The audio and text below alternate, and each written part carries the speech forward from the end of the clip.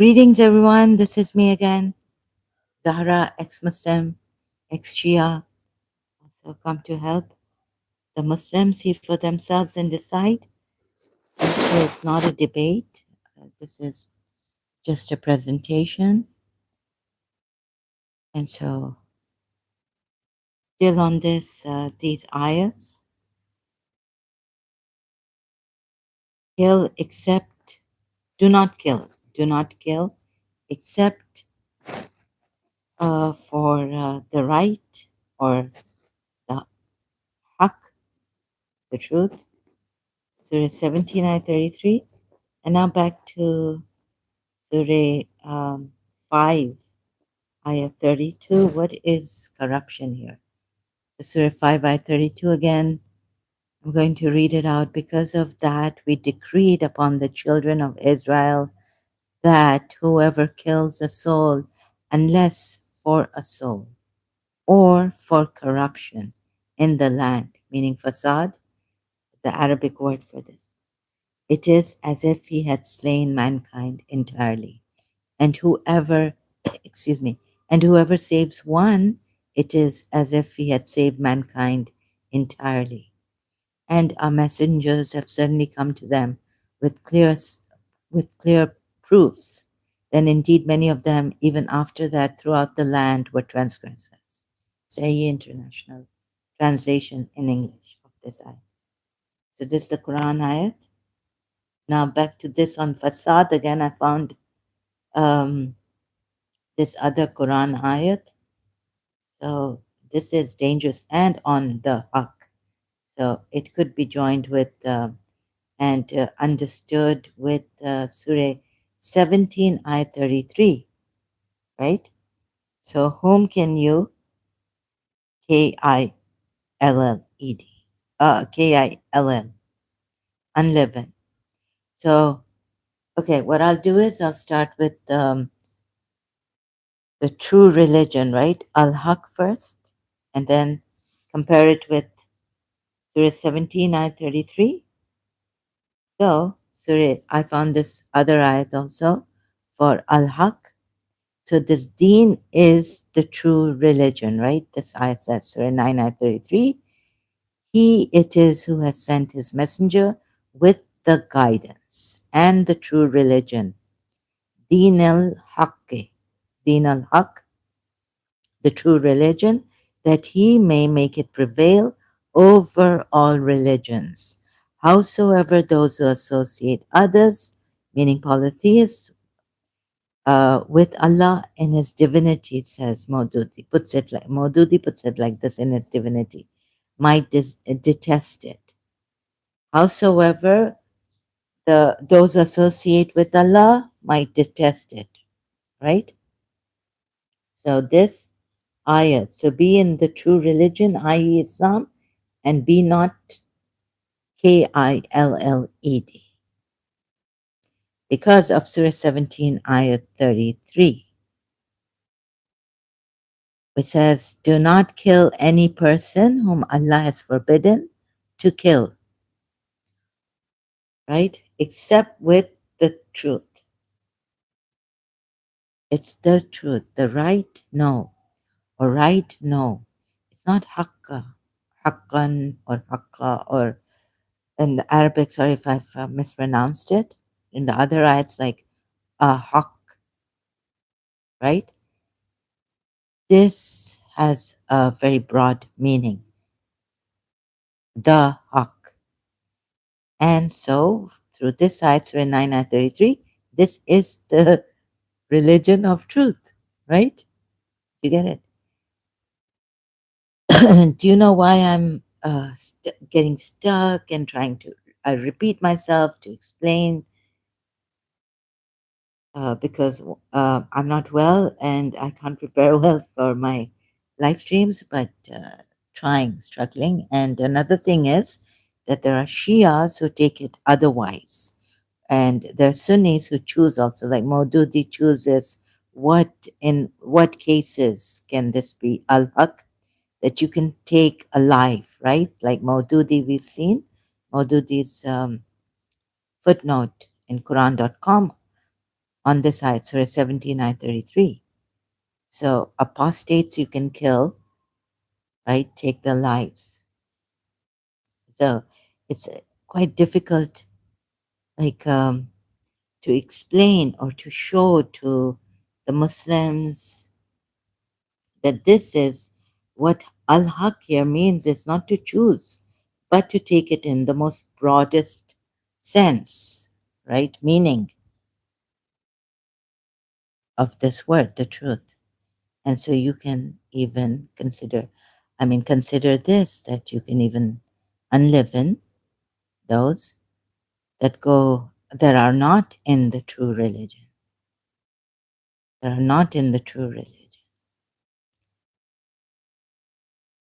Surah 17, ayat 33 with Surah 9, ayat 33. Get it?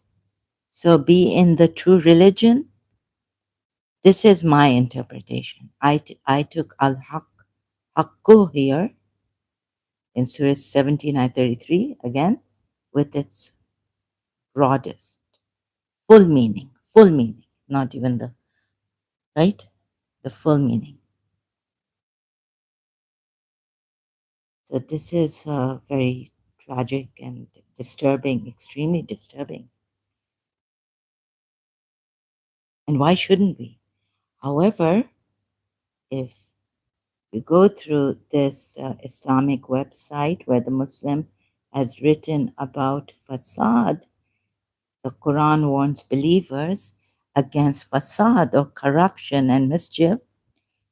So in Surah 5, ayat 32, you can take a life because of the ones who cause corruption in the land, right? However, what this Muslim uh, scholar has written about this facade, it's different, right? So by S. Arshad, New Age Islam, and he's even said that what the radical Muslims, the way they interpret the Quran ayats, is wrong about facade. Right? So we'll come to that. But first, let's see the types of facade or how broad is it in the Quran, right? It gives main points. By S. Arshad, New Age Islam, facade denotes all the vices and immoral practices declared un-Islamic, right? So I just skimmed through this article. Now, I don't think he's given Surah 5 ayat 32. So number one, on fasad, many nations were destroyed for fasad. Fasad is a grave crime according to Quran. Corruption, mischief, terrorism. So it has the physical, it is like violence, right? Uh, Adultery, dishonest practices also all come under the definition of fasad. The Quran uses the word fasad on many occasions. Fasad is a term that denotes all the vices and immoral practices that have been declared un-Islamic. On many occasions, it is used to mean collective vices of a society, and on some occasions, it is used to mean a particular vice or moral or social evil. Fasad is a comprehensive word in Arabic. It means corruption, but it has a wider meaning. It is a vice that destroys the social, moral, and religious order. Before the advent of Islam, the Arab society, now what he has taken is from the Islamic history, right? Had become degraded and all this, and dishonest, theft, and nothing was checked. So this was taken by him through Mr. Arshad or Dr. Arshad. Sorry, I'm just using his first name, I think. Yeah. Yeah. Yeah, no, no, his last name. The first name is not given. So, okay, sorry. Before the advent of Islam, oh, this is taken by the Islamic history, what's come to us about before the advent of Islam, about the Arab society, the disbelievers. No, no, they do. There were polities who believed in God, there were Jews who believed in God, and there were Christians at that time who believed in God, and they lived in harmony, peace, coexisting, bloodshed, and all this. So sorry, I'm not going to read this, right? And you know why I don't take it? Because my research is different. I just don't take what the Islamic sources say. I read between the lines to find out. And I've read through the Quran to see if there's corruption, as Allah said, oh, sorry, contradiction, as Allah asks us to do that. So it's given us that right. So if you find much contradiction in the Quran, it would be from other than Allah. So finding this Islam a false religion, I could just not take the history, Islamic history from Islam, from Muslims, the Holy Quran, Muslim historians also, and even the progeny of Prophet Muhammad. Right? The Holy Quran mentions forms of fasad and terms it a grave sin. The Quran prescribes severe punishments for the mufsid, perpetrators of fasad, either in this world or in the hereafter. So, according to the verses of the Quran, fasad means unjustified bloodshed, dishonest, unjustified, right? So, by right or for the truth. So then we go to Surah 17, Ayah 33 again. This would take us by Haq. And again, you can, I mean, sorry, not we, but the Muslims can take lives of those who do fasad. So, and Surah 17, Ayah 33, in a broader sense, the Haq, for the Haq, except for the Haq, you can take a life. In the Quran, the angels use, so Surah Baqarah, Ayah 30, is given, right? So according to divine order of universe, yes, should be kept. And fasad is not used to mean bloodshed, but to mean other vices of man. Um, Here, I think what it means. When Prophet Moses was appointed, oh, so at times fasad, yeah, it's not used just for bloodshed, but for other vices of men, right? And the Prophet Moses and Pharaoh.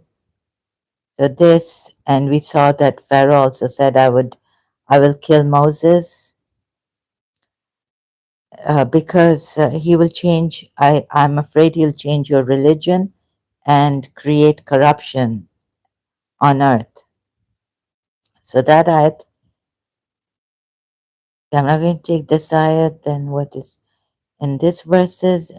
So mischiefs and conspiracies of Qarun comes under the definition of fasad, not Quran, huh? Qarun, Qarun. And the nation of Prophet Shuhaib of Madian, the corrupt business practices of the nation of Quran terms, right? Then he gives the ayah, Surah Ankabut, ayah 36. The Quran calls the nation of Prophet Lut also Lot, the nation of Mufsid, Qawm al Mufsidin, corruptors, the nation of corruptors, in Surah Ankabut. Because of their sexual perversion, they were destroyed and all this, reformed. In the modern times, uncontrolled and rampant industrial development has led to environmental pollution. This pollution has become so severe that it has posed a grave threat to human beings, plants, and aquatic animals. Both land and water have seen results of pollution. The Quran calls the environmental pollution fasad because pollution disturbs the ecological balance and is a danger to life on earth. The Quran says fasad has spread. Surah Rum, Ayat 41. Because of what man's result of misdeeds of man, right? On land and water fasad is. I'm just going through like roughly. Sorry about this, yeah? All the prophets warn their nations against fasad as it invites God's wrath. The thing is, are we supposed to, you see, he doesn't bring the verse to say, Surah Maida ayat 32. Are we supposed, are the Muslims, sorry, in the Sharia, are they supposed to take lives, punish them by this, taking lives? Those who create fasad or cause fasad, any type of fasad. So there are many types we've seen here through Mr. or Dr. Arshad's article on this.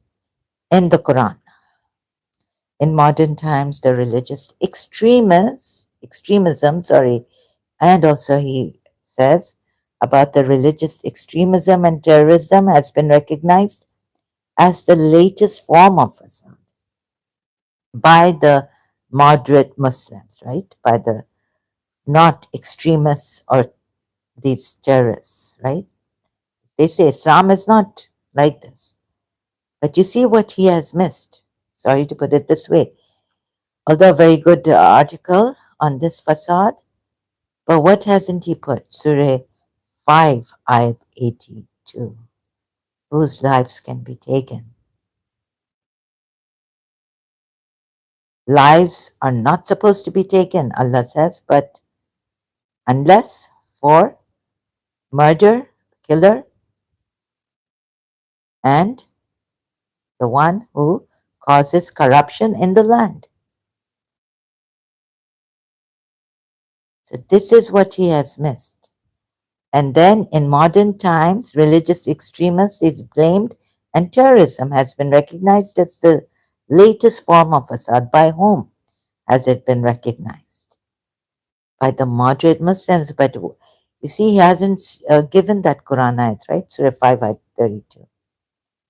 Many militant organizations claim to be the true flag bearer of deen and cause bloodshed on earth. So he just is saying that bloodshed is not allowed. However, you can do fasad? No, you cannot do fasad. You're not allowed to do fasad in Islam, right? So not only bloodshed, but you're not allowed to do fasad. Taking Surah 5 ayat 32 would mean taking the lives of those who corrupt, who cause corruption in the land.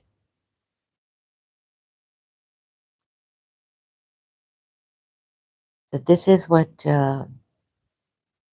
this brother is, Muslim brother has missed in this ayat. The taking of lives on fasad. In modern times, religious extremism and terrorism. He hasn't understood.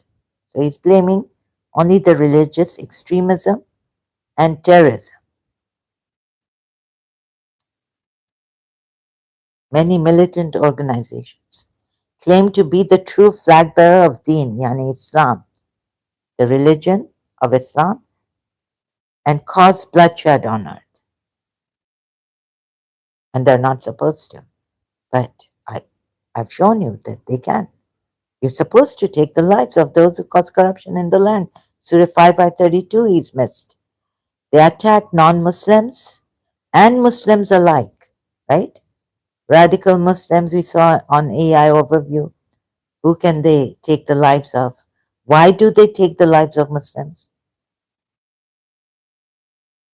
So they can even call these Muslims causing fasad. Or taking Surah 17, Ayat 33. Going away, moving away from in some of their practices, from the religion of truth.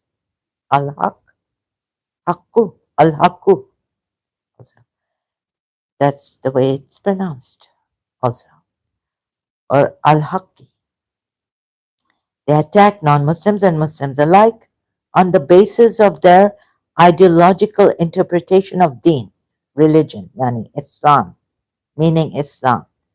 They do not even spare women and children. That's true. They do not listen to any voice of reason because they he's written things, sorry, I've added belief, that they are reformers. The Quran calls them mufsid, mischief mongers. When they are, Surah Baqarah at 12 is given against them. Now, totally, sorry, he's wrong about this, right? The Quran prescribes hand and leg amputation on the opposite sides, or death or banishment for bloodshed. Mm. No, it doesn't. If you war, you have to take the whole Quran ayat. If you war against Allah and the Messenger and cause mischief on land, mischief is not only bloodshed, and he said it. Now, why does he have to put the Quran prescribes just hand and leg amputation for death or banishment for bloodshed? Or, okay, banishment for bloodshed. Leg amputation or death, okay, or banishment for bloodshed. All these punishments for only bloodshed? No. Fasad also. And fasad is not only bloodshed, he has given us the meanings from the Quran ayats. Moral corruption, this corruption, that corruption. Apart from it, other social and moral crimes is fasad, right? If you create social and moral crimes that affect the order and peace of the society, of which society? Which society? Islamic society. And violates the rights of people of whom? And the believers come under fasad. No, it's not well put, not exactly as the Quran would have it, has given it. Corruption in the Quran.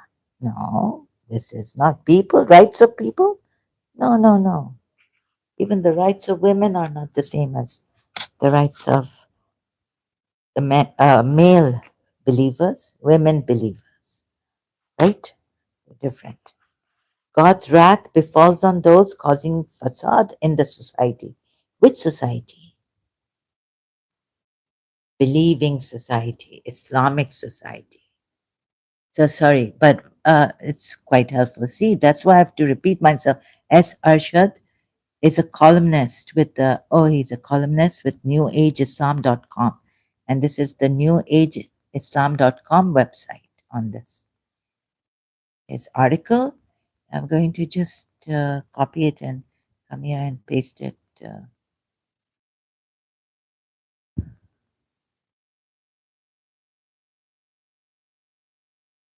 I remember to mute myself.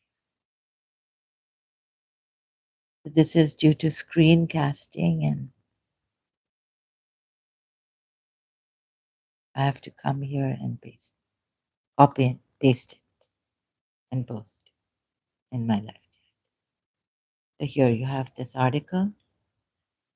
Now the Shias have missed the same, although given to them what Islam is, what true Islam is by the after Prophet Muhammad, the Quran after Prophet Muhammad, Quran with the progeny of Prophet Muhammad, the Imams thereafter, explaining to them what is the true religion, the true interpretations of the Quran ayats, all this have been not really told the truth. We can see from the religious scholars, exegetes of the Quran ayats, right? Haven't really given them the truth about these ayats. So be in the true religion, al-haq, deen al-haq, haqqi, right? So that you will not be Killed. Surah 17, ayah 33. And it's a bil haqqi. You see, the finding in my previous live stream, I don't think I gave Surah 9, Ayah 33, and compare it with Surah 17, Ayah 33. Whose lives can be taken? Please understand. Do you understand this? Do you see this? I'm shocked. Again, of course, I've left the religion. I'm not a Shia anymore. But still, so many lies. How they've covered it up. And even the moderate Muslims, okay, blaming it on radical Islam, or how Imam Hussein said this is not the true religion. When all avenues of peace are closed, then it's all defensive war. Islam fought all defensive wars and don't shed blood. I thought maybe not even, unleaven the hypocrites or assault, no assault in no circumstance, uh, violence, no terror. Allah is not a terrorizer. But when you read ayahs like Allah will cast terror into the hearts of the polytheist disbelievers, or the disbelievers who associate with Allah without authority being sent to them, cast terror into their hearts. Allah Himself is a terrorizer. So when I looked at those ayahs and then I was like, what's this? Right? This is not what my Shia Islam said, what Imam Hussein uh, lived by, the examples, the way he lived,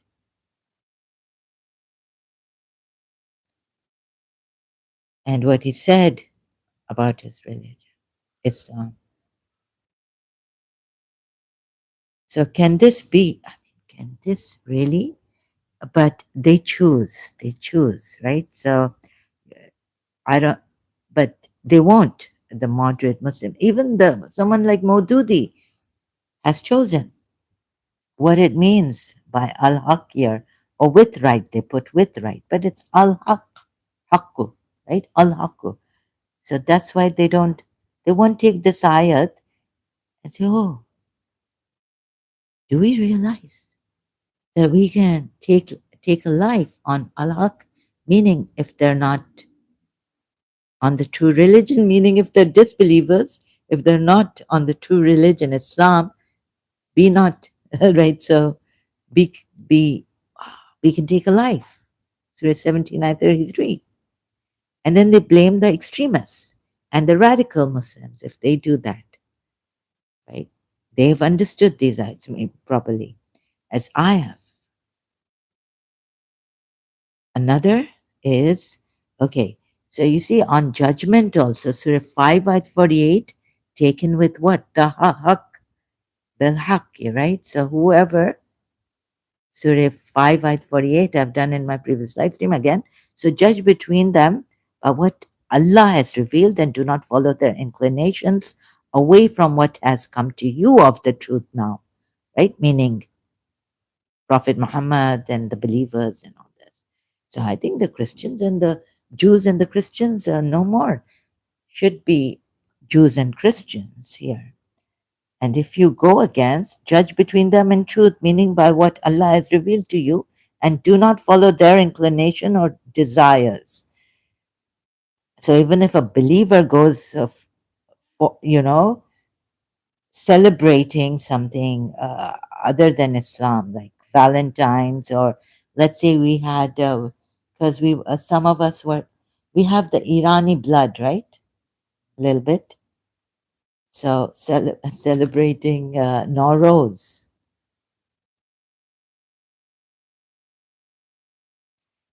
We could go out of the judgment, Allah's judgment given. So anyone who goes against Allah's judgment given to us, believers, when we were Shias, would finally be killed, according to Surah 17, Ayah 33, Quran. Because this is still on Al Haq, right? Only on Al Haq. According to Surah 17, Ayah 33, except with not right. They've even forgotten, or they've taken off away the here, the D, THE, the haq, bil haqi. So quickly it's put bil haqi. The al is like with B, yani with or in, right? And haq, it is the of haq, the truth. Oh, so this, right? And then come to Fasad, I found another ayat. And this is like taking it with Surah 5 I 32. Don't, we decreed upon the children of Israel that whoever kills a soul, unless for a soul, murderer, killer, or for corruption in the land, Fasad, right? In the land, al earth, earthy, fi al earth, right? Earthy, earth, facade, facade. So you can kill someone if they do facade in the land. Another ayat for this is, oh my God, I found facade. So this is something on facade being this.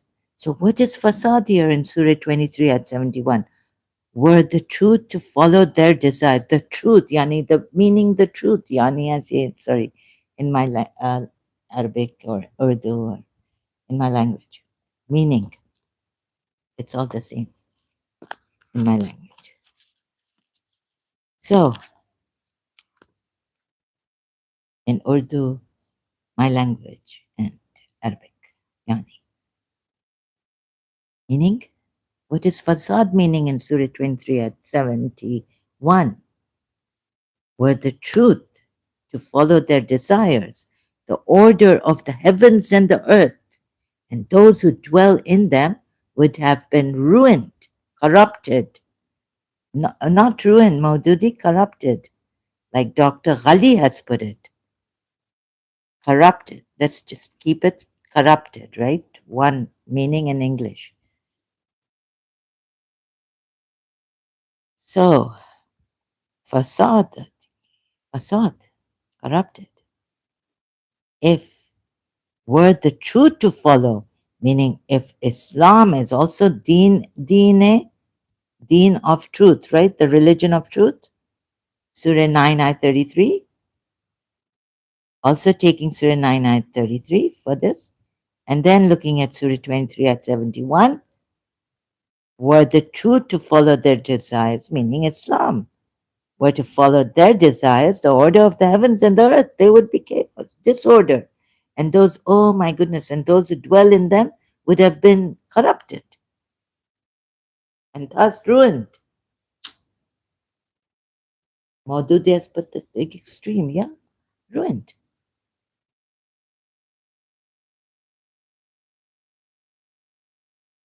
But those who take Islam as a true religion, for them, they must be worried.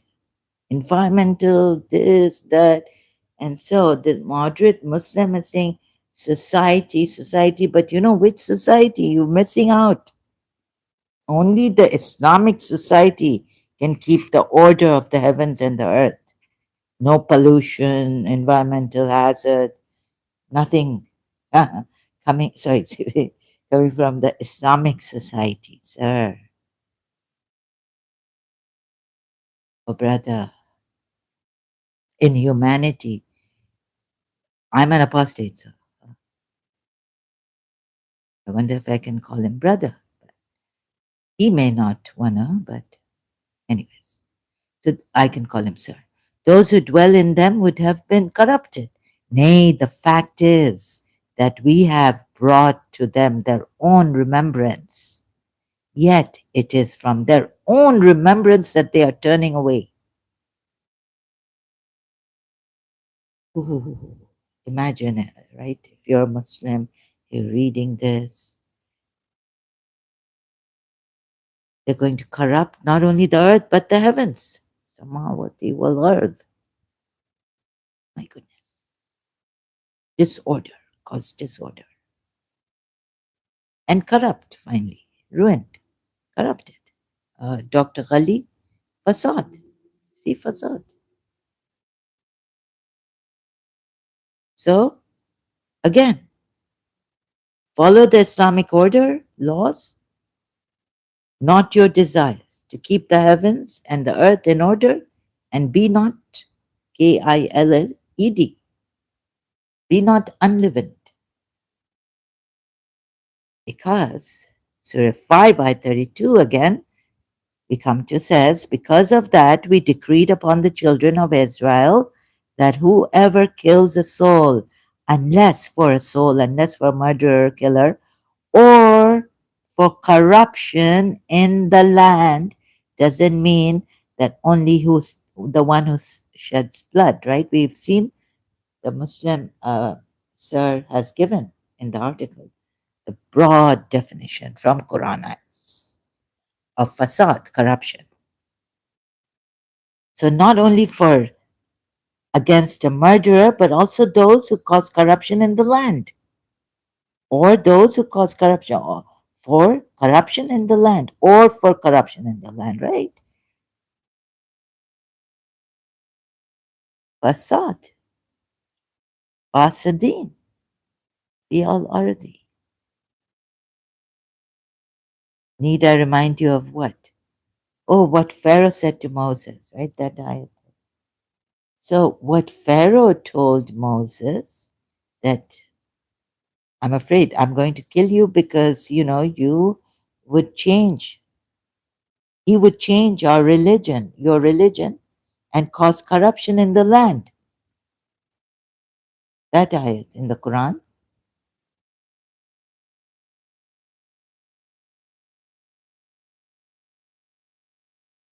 So, what Prophet Muhammad has said, kill those. In the hadith, we find in Sunni hadith also, and in Shia, 12 Shias, unleaven those who change their religion.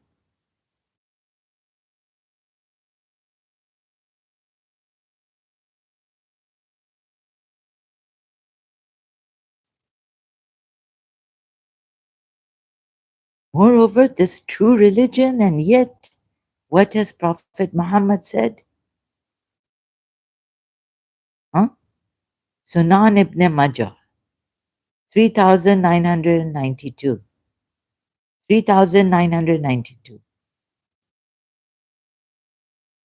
It was narrated from Auf bin Malik that the Messenger of Allah said, the Jews split into 71 sects, one of which will be in paradise, and 70 in hell. What a true religion that doesn't even save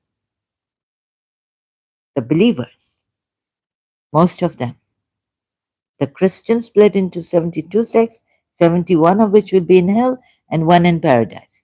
I swear by the one whose hand is the soul of Muhammad, my nation will split into 73 sects, one of which will be in paradise, and 72 in hell. What a true religion! What a religion that even Muslim believers, how many sects are going to hell? Could this be the majority of them going to hell? Can you believe this? It's the true religion. And this is from the Sunni side.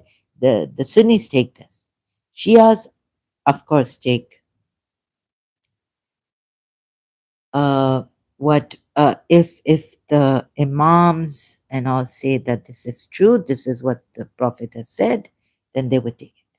And they would see whether they have it wherever it is, and if it's the chain of narrations are, what do you call them, not broken, and uh, all the narrators are true, honest, and true Muslims.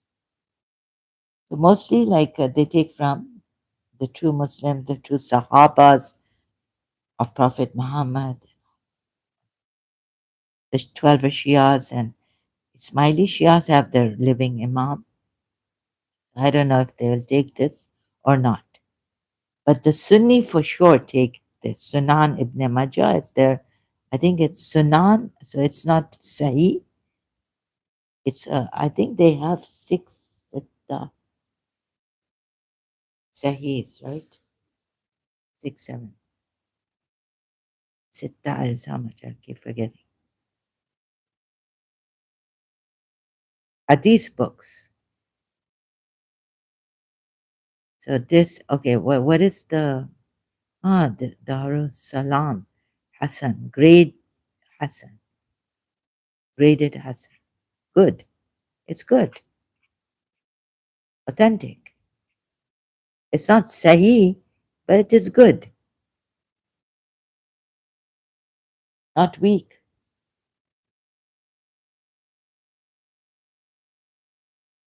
So this is what, again, back to Saad Aziz's case, right?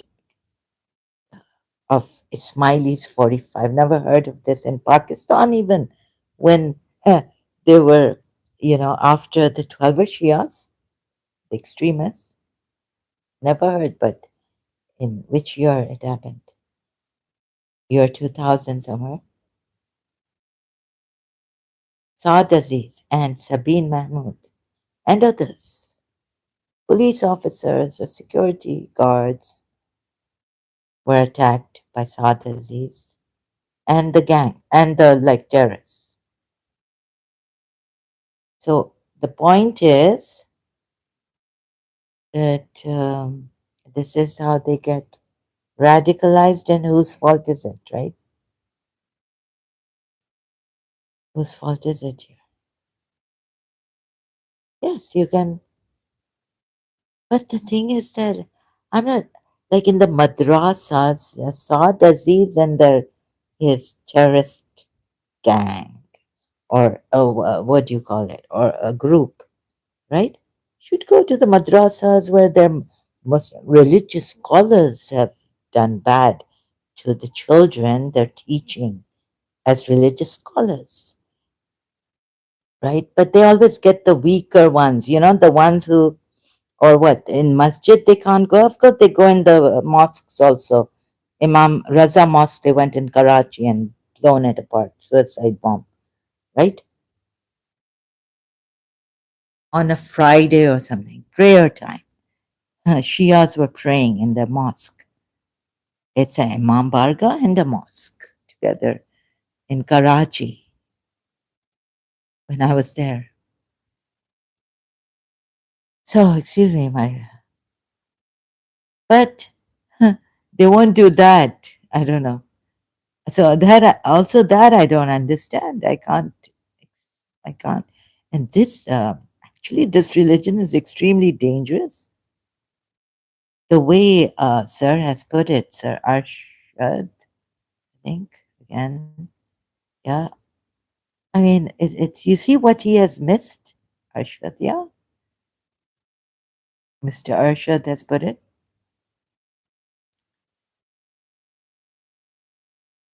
See what he has missed about Fasad, the ayat, who to unlive it. Surah 5 ayat 32, sorry, 32 ayat, verse, ayah. So sorry, I say ayat, although it's plural in Arabic, meaning more than one verses. But look at this, many nations were destroyed. See what he misses. So no, it's not the extremists. And this, sorry to put it this way, it's not the terrorists.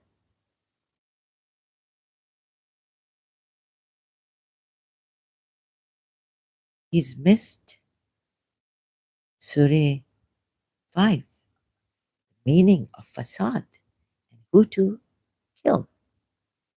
He's missed, oh, okay, on Fasad, but, and so, like, who to kill, right? Not only on bloodshed,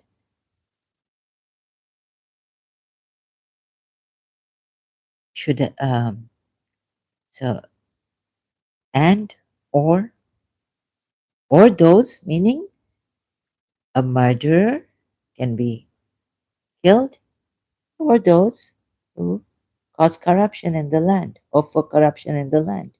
So those who cause corruption in the land can be killed. And corruption has a wide connotation, right? Meaning in the Quran ayats also.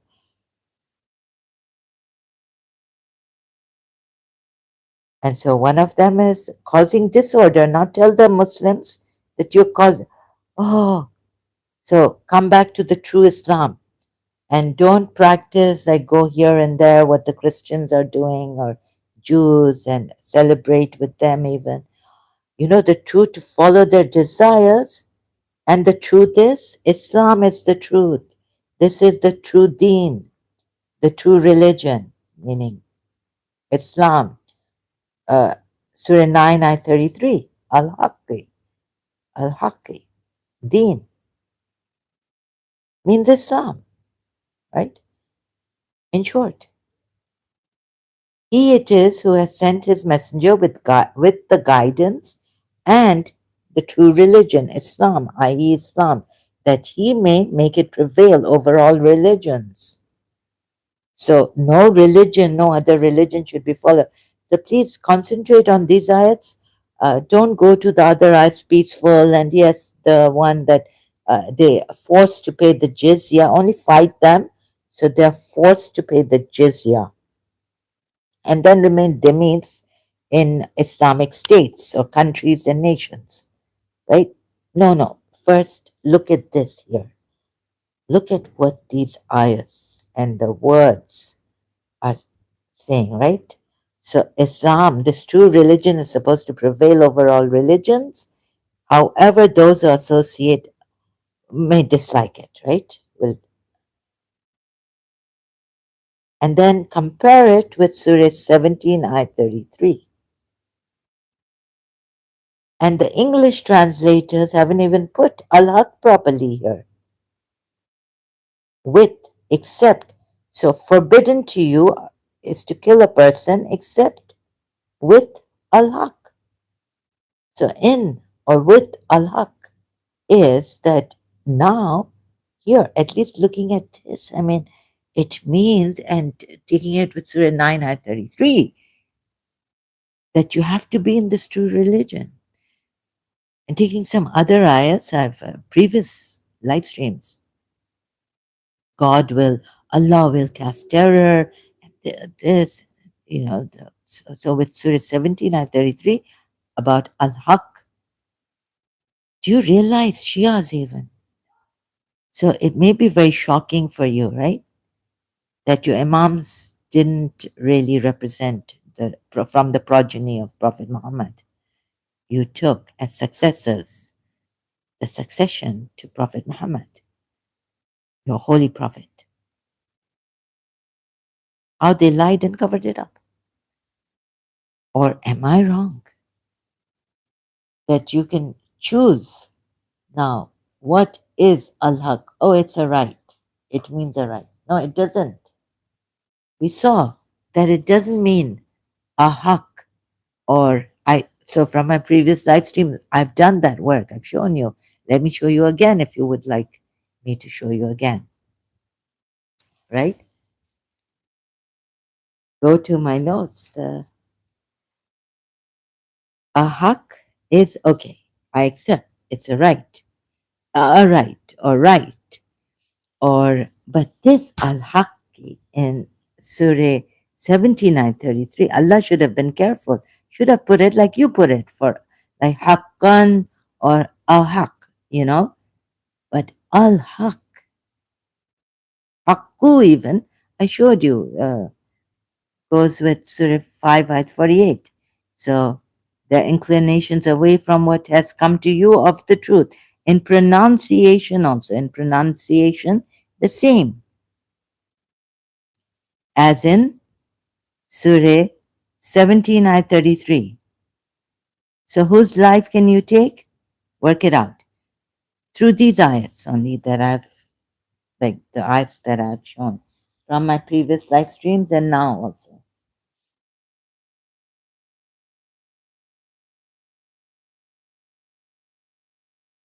So judge between them by what Allah has revealed, and do not follow their inclinations away from what has come to you of the truth.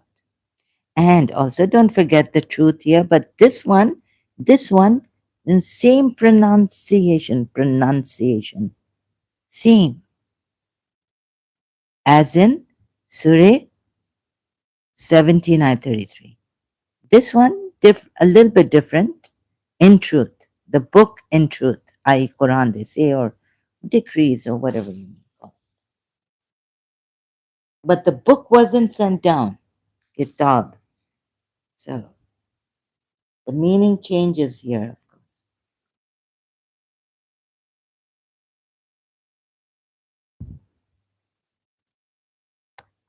It can then be put in a book, compiled, and, in a book form. But it wasn't in a book form, although Allah may call it a book. In truth, in truth. Here also, and in truth, of the truth here also, of the truth. So can we safely now conclude, are these ayats enough to conclude who can be killed? Except with al-haq, right? Bil haqqi or haqqu, those. So be in the true religion. Those who are not in the true religion, taking Surah 9 ayat 33 also, can be killed. And with the help of Surah, all these, and Surah fasad, causing fasad, because if you're not in the, so it falls into perspective, right? The whole thing. Yeah, so if fasad, so you don't confine fasad to any, you can kill them. Oh, here also, Surah 5 I 32, corruption, and for corruption in the land. So you can kill those who cause corruption in the land, moral corruption, and moreover, this ayat, this kind of corruption also, right? Surah, yeah, so if they're disbelievers, you can kill them. Again, we've come to the thing, right? Basic point that I've made for these ayats. Who can we kill? Who can you Muslims kill? Surah 23 ayat 71. Like whoever has the authority to kill. Or who has the authority to kill? And the Sharia courts pronounce,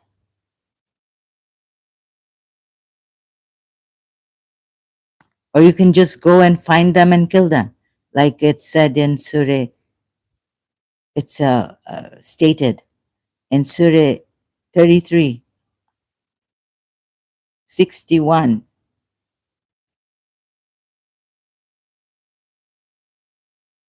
Not just take them captives, put them in prison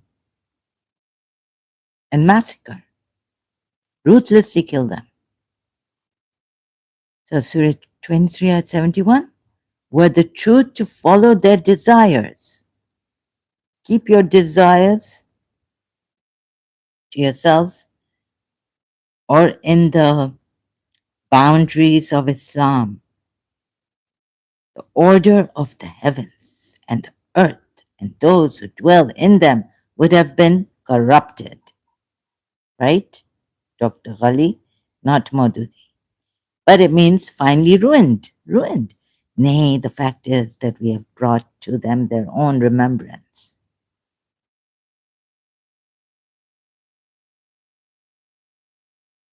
For your own good. For your own. Again, follow the Islamic order laws, not your desires. What Allah has said of your desires, you're allowed, you can keep that in the boundaries of Islam, to keep the heavens and the earth in order, and be not Killed. So moderate Muslims, Sunnis, Shias, And even the radical Shias, some of you. That's why Iran made the law, state law, that every female should do hijab when she comes of age, right? So causing no disorder, because this would cause like the whole environment. If you sin, if you do that, although believers sometimes they're forgiven and Allah's turned to them, and in Surah Noor also we see, and they're done, your done will be forgiven, your previous. So Allah can forgive you for accepting Islam, your previous evil that has caused disorder, right? But that Allah can fix and overlook. Even at times, He said in the Quran ayats, like not even forgive, but just wipe out your evil, which has caused disorder, like Allah says, fasad. It comes in fasad then, causing disorder, sin, this, that, immorality, immoral acts. That Allah can control and, uh, you know, turn it around and clean up for you because you joined Islam and believers now. Oh, you said you caused that. So, it causes such havoc. Like, like also, not only this, right? And this is broadly said in the facade.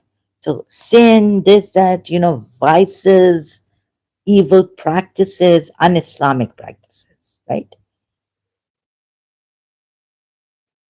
Would cause that in Surah. Look at what those who take sun, God's son, right? What happens to the mountains? The mountains crumble, mountains, nature crumble, and the earth shake, or God knows what. The earth that they ascribe. Earth also, some shake, or what is it? Sorry, I keep forgetting. That they call, oh, it's just called, it's not ascribed, a son to the most, no, to the merciful, to God. Just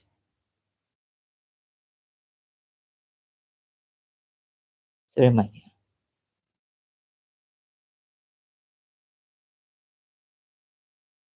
So this would come under facade, right? Surah Maryam, that they ascribe or they say that Allah has a son. Ayat. Disorder, by which the heavens are about to burst. Also, the heavens burst, and the earth split apart, and the mountains to crumble to pieces. Why? Because they ascribe a son to Allah.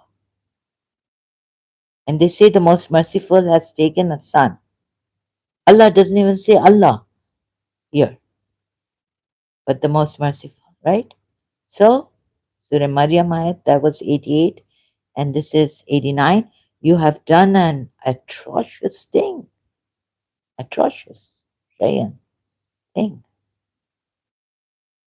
90. The heavens almost rupture therefrom, burst, and the earth therefrom, and the earth splits open, and the mountains collapse in devastation. Now, 91. That they attribute to the most merciful a son, and it is not appropriate for the most merciful that he should take a son, not even beget a son, but take a son. And that's another point. Surah Zumar, I explained that. Of course, he can take take a son for himself. So he can take a son. Now, so you see what happens. Fasad, ruined. How can this religion allow Christianity and take them as dhimmis if they're in the Islamic nations, Muslim countries, Islamic states, even Shia countries, nations? Huh? Allah cannot allow this. Think about it, ponder over it, reflect. How have you said that the Jews and the Christians can remain as dhimmis, huh? And keep paying the jizya by just looking at Surah 9 ayat?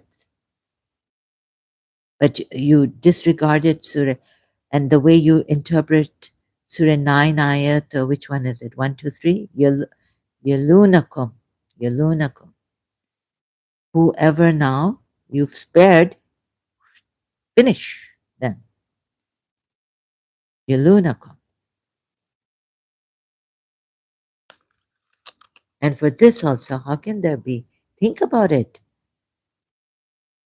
And not that Allah will cause terror into the hearts of the disbelievers because what? Were they hostile towards the Muslims? Muslim believers? No.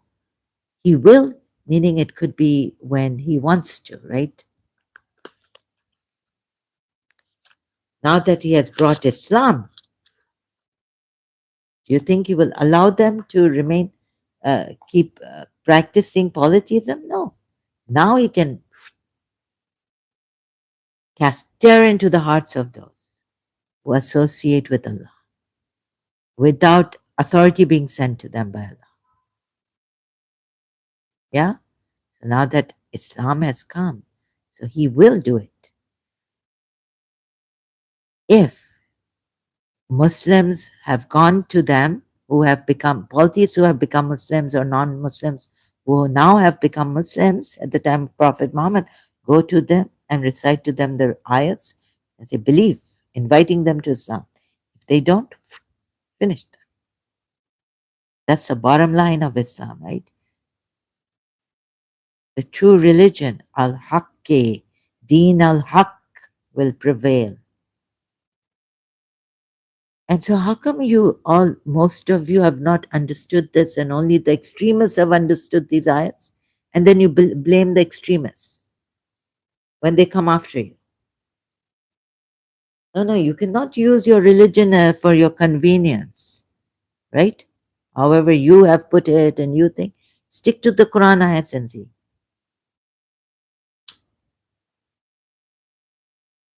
And none of you can give me that proper interpretation that falls in perspective and the meaning of these Quran ayats that I've given. What is fasad, and then who can you kill? The full meaning, proper meaning, and put taken properly. None of you Muslims can give me that. Now, this is not for debate. And I'm not here to force this upon you also. No, right? But I've explained it as the Quran ayats and its meanings are. I haven't chosen anything. Like Maududi even is wrong. Choosing. What is bil haq? What is al haq? Haqqu here? So under what circumstances can you take a life? No. I disagree with Maududi. Taking Quran ayahs. What is al haq? So in the truth, what and it shows that those Quran ayats about peace and Surah Mumtahana, if they don't fight you, the disbelievers don't fight them, the polytheists don't fight you, don't fight them, and the hypocrites don't fight you, don't fight them. All that is gone. It's abrogated. Allah even has an ayat which says, I abrogate an ayat, and it is. I don't know why oh God. So the Shias, they just can't somehow, oh, how could the Well, how could they do this? How could the Prophet's progeny, chosen Imams, chosen by Allah, moreover, from the Prophet's progeny to after the succeeding Prophet Muhammad, right? So Prophet Muhammad's succession do this. Even Madlang has inclined to Imam Ali on this, the succession of his book. My cousin has had a second cousin and told me, or his brother had, eldest brother, Madlang's book. So how can we?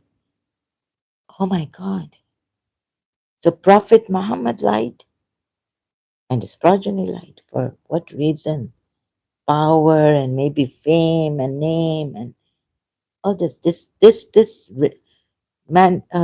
religion or belief in Allah, and I'm a prophet chosen, and even getting his family members killed, putting them in on, and they even put a curse on them, taking them to the Najran Christians, when Imam Hussein was like, he was holding Imam Hussein, I think. So take our sons. So he took his grandsons, Hassan and Hussein. And Hussein was how old on succession to Prophet Muhammad? And so, you know, that curse, Mubahala, the ayat is there in Al Imran, I think, Surah Al Imran of the Quran, third chapter of the Quran. Succession to Prophet Muhammad, or Prophet Muhammad, sorry, what's the title? The succession to Muhammad, right? So Madlang here inclines to, I was told, I haven't read this book, but I was told by my second cousin, whose brother had this book and he read it. It's a book by Wilford Madlang, published, yeah, it's The Succession to Muhammad. And he inclines to that Prophet Muhammad's, safe to say, I was told, heresy. In the first chapter, Madlang posits that Abu Bakr had planned before Muhammad's death to acquire for himself. Yeah, so he inclines to dynastic succession in the persons of to cousin Ali and the Saqif. And the assembly of the Ansar at Saqif afforded Abu Bakr his chance to realize. So, so can you believe it? Like one after another, telling us that, and how they changed it. Huh? And if you go through Karbala and all this, like my heart kept rent, my heart, everything, my being was hurting when I started this. I had to put everything behind me, all that conditioning, and the conditioning was there. So part of me was hurting like anything. And now I'm like, oh, my health is deteriorating. I can't go out. And another thing was for security purpose. Why should I be armed? Why should I be? But no, for the truth, yeah, I would. Ali's acceptance. Okay, so this is the book, and then where do we go back to? How could they change it like this? And the Shias, how they interpret, how they so and not see this, and those who see this, you see, then we say, oh, they are the extremists. This is not true Islam. But you see what you have missed, like Mr. Arshad, right? His article. Who can you kill? And so on what kinds of facade? All kinds of facade. Because Allah has put it generally in Surah 5 ayah 32. Environmental, rampant, yeah, if you do adultery, So it doesn't make sense. Like generally it's put facade, facade on earth or in the on the earth, right? So any kind of facade, not only bloodshed. And then you see where he makes the mistake of just saying bloodshed facade. But he doesn't like go to that ayah saying they should be unleavened. Because of Surah 5, how Allah has put facade in a general term. Facade on earth, but this facade, the facade on in the heavens also it causes and in the earth, but it also causes on earth disorder, right? So what has he missed, Mr. Arshad? The general to kill whom? So please don't quote this ayat, right? Some of us have quoted. I've also quoted. I've made the same mistake, right? If you kill one person without justice, without a cause, or if you kill one person, you will kill the whole, unless it's in on battle. I know this because I know Karbala. So when all avenues, then you can kill a disbeliever when he's giving you a battle and he's coming after your life, just out of defense. And to stop someone from doing evil on you or taking your sacred life, because believers have a sacred life. Disbeliever's life is not sacred. It is to be taken. Oh dear Shia Muslims also, and Sunni Muslims, and other Muslims, Salafis and all. Oh my God. Do you see this? Disbelievers' lives are not sacred. Those who do facade, the killer's life is not sacred.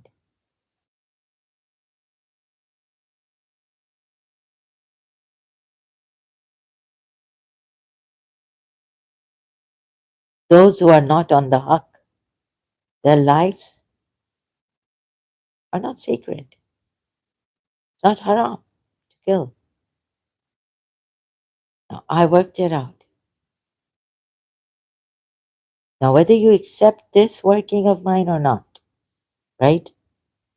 My side, I'm like, this is the truth about Islam for me. I worked it out and I showed you what I've worked out and what Mr. Ashraf has missed and what all of you Shias have missed according to my working of these Quranites who can be unleavened.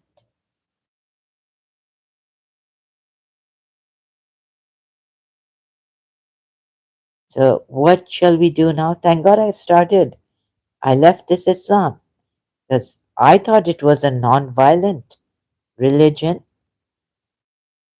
only to establish peace on earth, meaning without violence, right? You could invite people to Islam or if they want, or if they come and ask you, then only I thought, no, no. I didn't even think that we're supposed to go doing dawah, our meal and all right, inviting people to Islam. Now that the Quran ayats would just, some good ones would remain in my mind. I don't know how I was brainwashed. I don't know how these kind of Quran ayats just didn't stick to me. What stuck was that Islam was a religion of peace. There's no compulsion. All the positive ayats, right? There's no compulsion in religion. Surah 4, ayat 47 wouldn't even, I didn't even know it existed. Even reading the Quran, and I've read the whole Quran, but only once, all right? So afterwards, then that was when I was young, in my teens, not that young. Even then, I forgot. So all the even opening the Quran ayats like these kind of Quran, it wouldn't come to, yeah, this is a great religion, this is good. Allah once said. You see how even Mr. Ashraf sees it and then misses out, not comparing them, not comparing it properly, and maybe taking what is fasad and then comparing it with Surah 5 ayat 32, whose life can be taken. Think about it. So, Shias, 12 Shias, Ismaili Shias.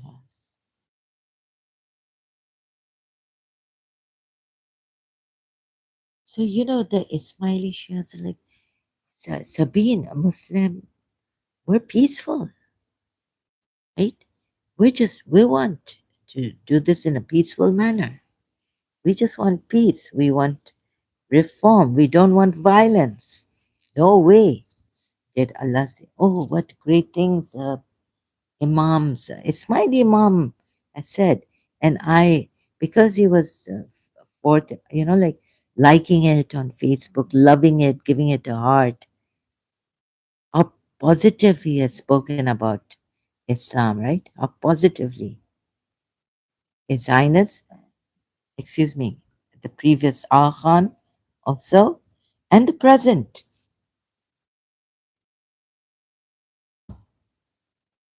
So this could, and your own moderate Muslims, articles like these, and then you're not leaving Islam, right? You're saying Islam is peace.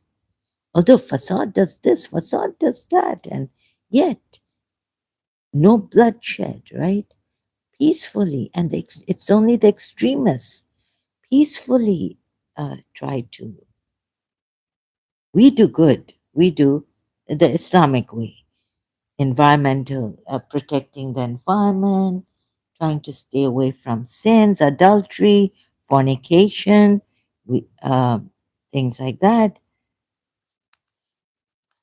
We try to keep, we do our best.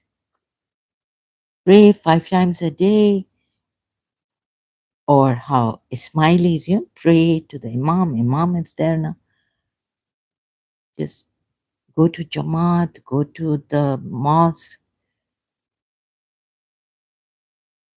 fast, go to Hajj, go for Umrah, give zakah, or if you're Shia, give homs for sure.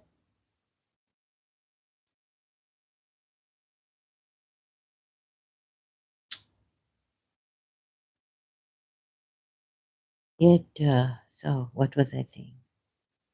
I get lost, drift away. So, getting senile, I think. Maybe Alzheimer's. So, what was I saying? Like, yeah, so we stay away from facade. And then you Muslims, moderate Muslims, blame it on and we blamed it on, no, the Sunnis don't understand. अरे जो हुसैन को नहीं जाना वो दीन क्या जाना दीन पनास्त Hussain शास्त Hussain, deen panast Hussain, but still we forgive you. सानी ज़हरा फिर भी दुआ तुझको देती है. The ones with Yazid, or maybe you don't like Yazid. So there's from Muawiyah. Muawiyah was a caliph. Umayyad. So the Sunnis take Muawiyah as the Umayyad caliph. They don't take Yazid. Right? So we don't understand what is happening here between Sunni and Shia, right? Why are you so against us, Shias? Sunnis, why are you so against us, Shias? So we don't understand. Yet we keep peace. We cannot until our Imam comes and says, Well, Imam will fight and take revenge. We, peace. We give you peace.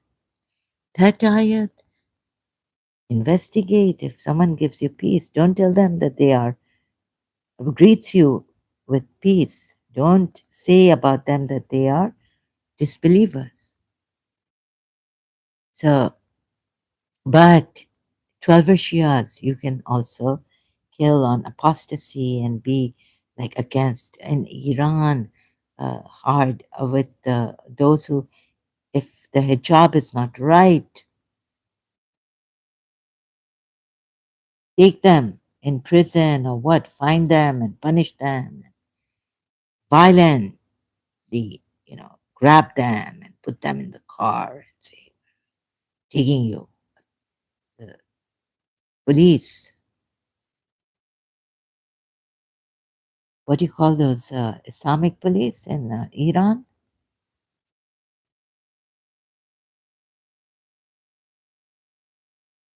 Oh, and a husband can beat his wife. We can't interfere.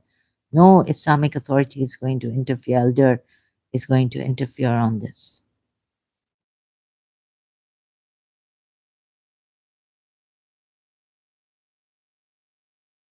So, but do it peacefully. Like we'll go and speak to, maybe the mother of the wife.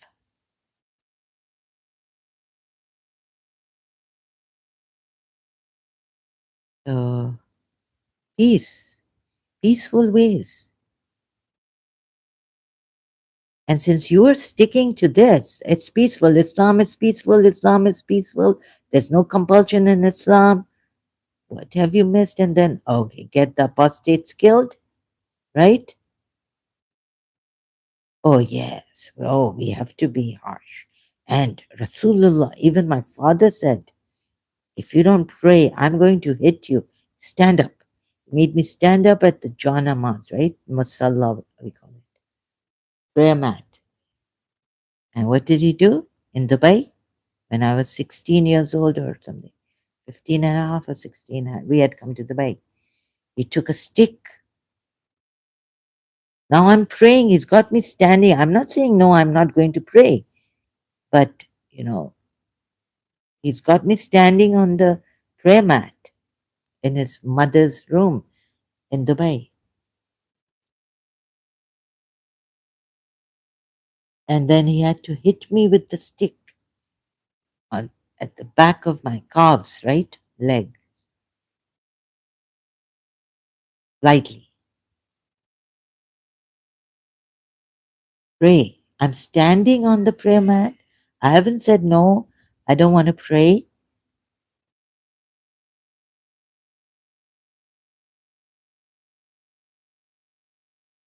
But because I haven't prayed before,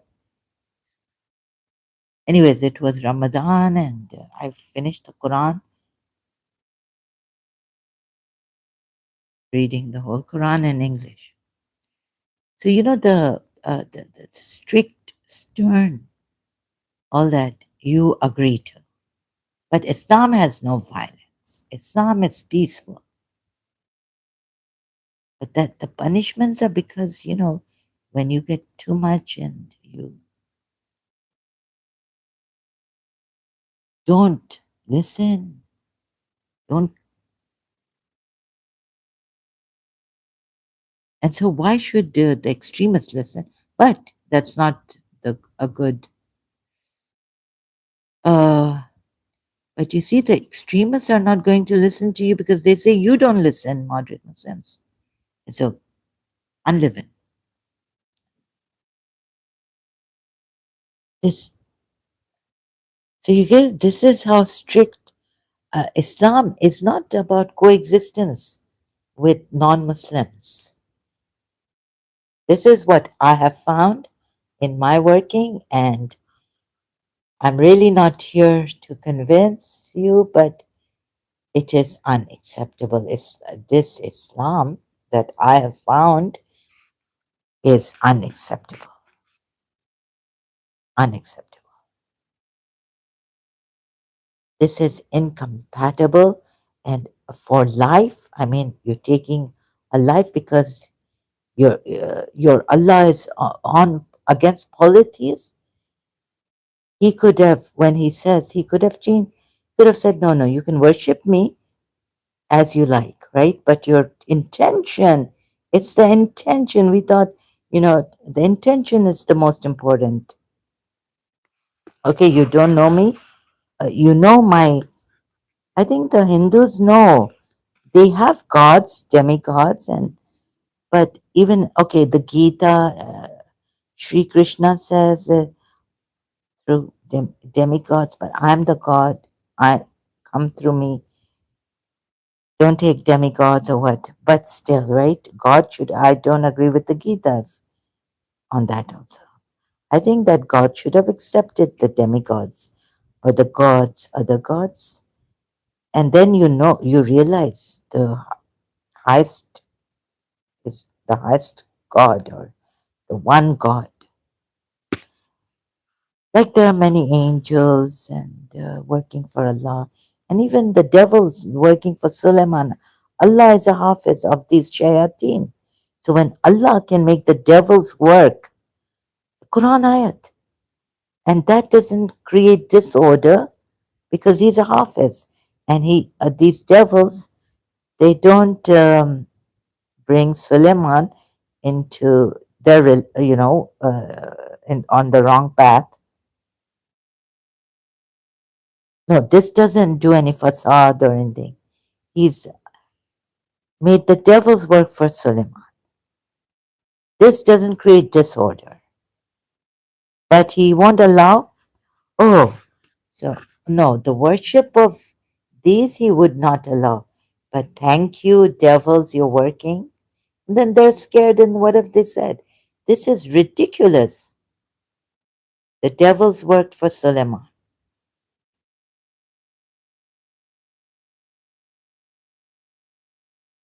And we have to all the time take refuge in Allah from the devil, Surah Fusilat, even after standing steadfast and saying on this that our Lord is Allah. Angels descending, still we have to seek refuge in Allah from the devil, Shaitan. The devils worked for Solomon. Suleiman. Sorry, tongue tied. Let's search it like this. Quran ayat. Here, Allah has used devils, not angels. Can you believe this?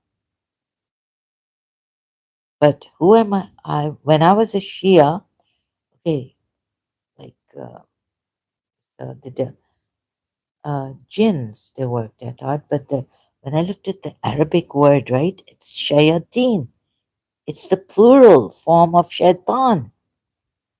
Allah has made shaitan work.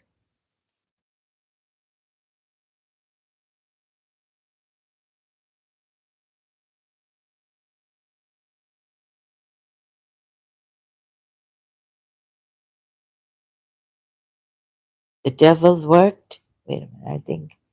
Let me find that Quran. Devils dived, and Allah was their hafiz. Surah 21, ayat 82. Just Surah Anbiya. Those who dived in water for him and did jobs. This is not.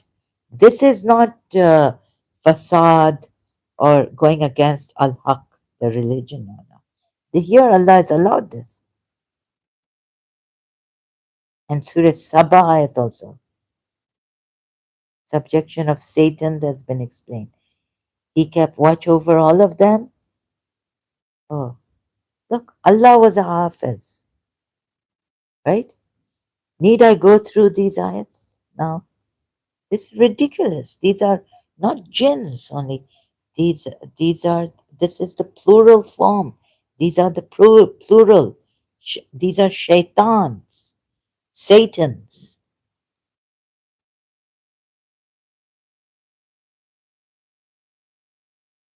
And Allah is a hafiz.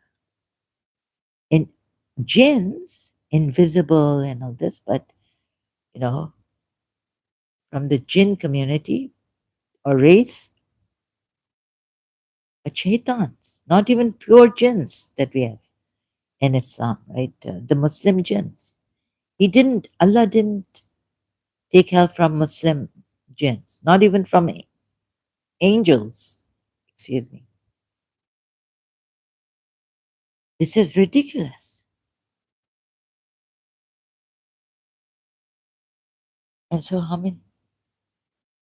So, those of you, you get it? This is the true Islam.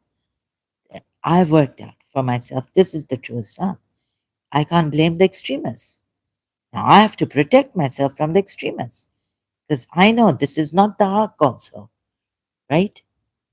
Why should they take my life on apostasy or what? So, on apostasy, the wives of the Prophet were told apostates would have become apostates. I worked that out. We will set you free handsomely, even maybe give them money. And, they don't know how to work or what to do. So we'll handsomely set you free, right? Release you, meaning, so that means that in the end they're going in the fire of hell. I showed that. So if you want hayat dunya and the zinat, adornment of the world, this life, world, hayat dunya, life of, if you want the life of this world, meaning Surah Hud, sorry, Surah 11 ayat, then working out that they have become apostates. They would become apostates if they left, or you choose Allah and His Messenger, or this Hayat Dunya and its adornment. Sorry, Hayat Dunya, I'm saying it in Arabic. The life of this world, meaning become apostates. In other words, implied. And then they're going to hell. Taking another ayat and showing you from Surah 11, 15 ayat. Then why are you taking, so the wives of the Prophet, if they choose this, they're set free. But you're coming to kill the apostates. You want to punish them like this or put them in prison. Even UAE, why would you punish us? Punish the apostates, please. And the wives are would be set free if they chose, if they became apostates implied in the Quran ayats. I've shown you. So please, I appeal to you not to do this against apostacies, to take their lives or punish them, penalize them in any way. You're apostates. Okay, my light, I need the light. I don't know why. I don't feel like sitting in the dark and doing this. I love the dark.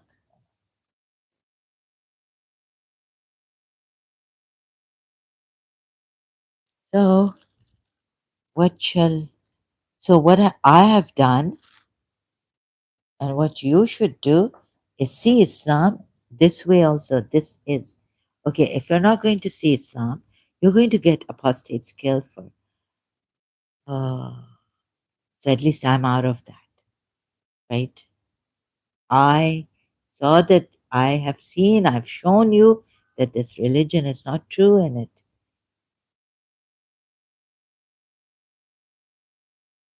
Are you going to still remain in this and allow, at least don't allow the apostates? Of course, but you will be in trouble. Your lives at stake, risk.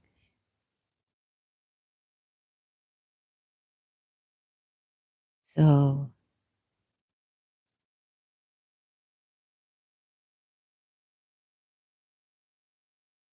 this is just not acceptable. Yet Allah says that these people I will cast out because they, oh, so Solomon had shaitans working for him and Allah was a hafiz. Huh? from among the jinn, shaitan, who have who lead people astray from the group of shaitan. Also, shaitan, the devil, he said, I will lead everyone astray. You see, this Allah is not a true Allah. Then, yet against how he hates, he will cast terror. Surah 3 at 151 again. We will cast terror into the hearts of those who disbelieve for what they have associated with Allah, of which he had not sent down authority. Here is, and their refuge will be the fire, and wretched is the residence of the wrongdoers. Zalameen is called them, but casting terror into their hearts, disbelievers' hearts, because they associated with Allah.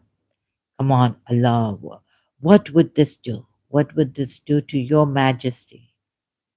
And but you didn't even use angels. And you've used someone who's with you, possessor of power with you. Rasul Kareem, Surah Takwir ayat, right? And Abraham has said, no, no, Allah does not associate, has not even sent down authority. So he never does send down authority for anyone to associate anything or anyone with Allah.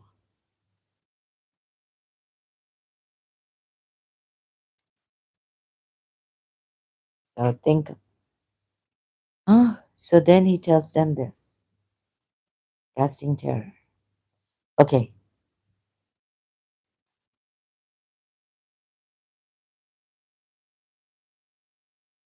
Surah 3 at 141 before Surah 3 at 151. Yes, so you see, Allah wants to destroy the disbelievers. What about this? Just destroy those disbelievers who fight with you? Huh? Or fighting with you? The Quran says, Allah says, if they fight you not, then do not fight them. Oh, we will take that ayat generally.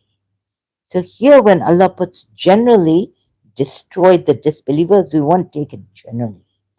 Blot out those who deny the truth. No, this is the haqqa, the right. This is not even the truth. This is haqqa wa yam haqqa al-kafirin, the disbelievers who deny the truth.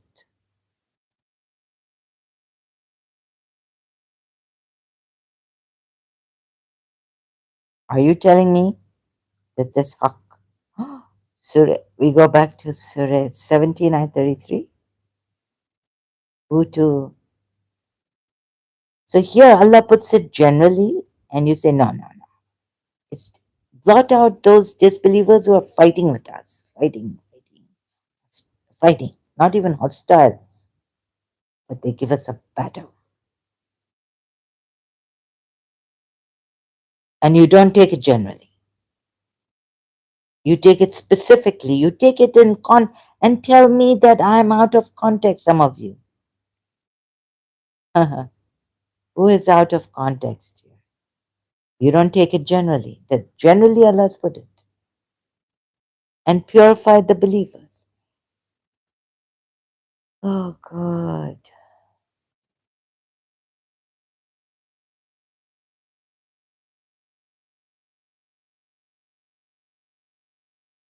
How many eyes do you have? Haven't your religious scholars taken it? Exegetes and translators, or the way you recite. Haven't you taken believers, religious scholars? You take it specifically here for the disbelievers who are fighting? Destroy the disbelievers. In all ages, or just that time when they were fighting the Muslim believers at the time of Prophet Muhammad?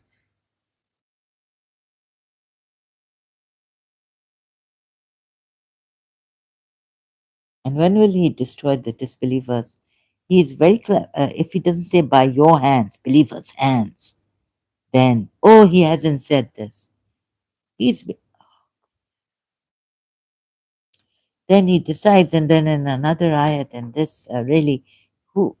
So, what are you thinking? So, how, when to add and when not to add things? Huh?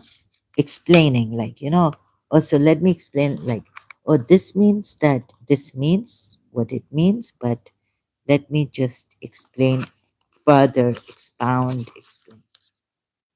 But how you explain it, Shias and Sunnis, maybe, or destroy the disbelievers in battle. See, now all this that, oh, so after this, again, right? You get it, how it has worked out so nicely, corruption in the land, right? And so you take, at least this is in sequence, right? So you take Surah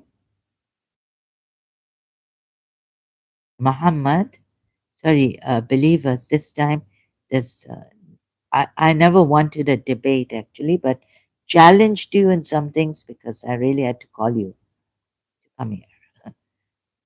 And oops, sorry. Those who disbelieve and turn away. Okay, turn away from the way of Allah. Sorry, Sahih International. Those who disbelieve and avert from the way of Allah, He will waste their deeds. Right? Okay, let's take avert from the way of Allah for this. Hinder men from the path of Allah. Or and those who believe and do righteous deeds and believe in what has been sent down upon Muhammad, and it is the truth from their Lord, He will remove from them their misdeeds. Misdeeds, even, He will remove. So He will just wipe out the misdeeds. So the environment also that it affects, and facade and the heavens and the earth, the misdeeds, as Allah neutralizes it, harmonizes it, puts it in order, right? Your where was misdeeds and amend their condition. Okay. But Allah will remove from them the misdeeds. Or what is it? Allah, which indeed is the truth from the Lord, right? Now remember Surah 17, ayat 33.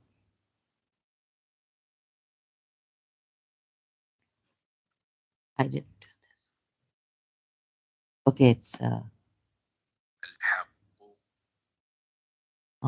this is even written as in English, Roman English, U with the U. Isn't the Q double? Anyways, Al Haqqo. So it should be written in double Q.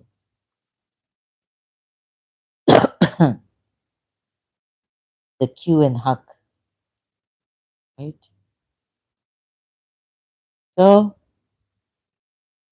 sorry, the truth from the Lord. Remember this. So remember Surah 17, ayat 33 with this. Who are you supposed to kill?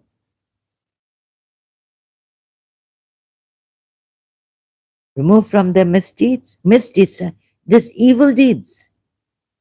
I've seen the word, mostly it's evil. What misdeeds? Evil deeds. Sayyah.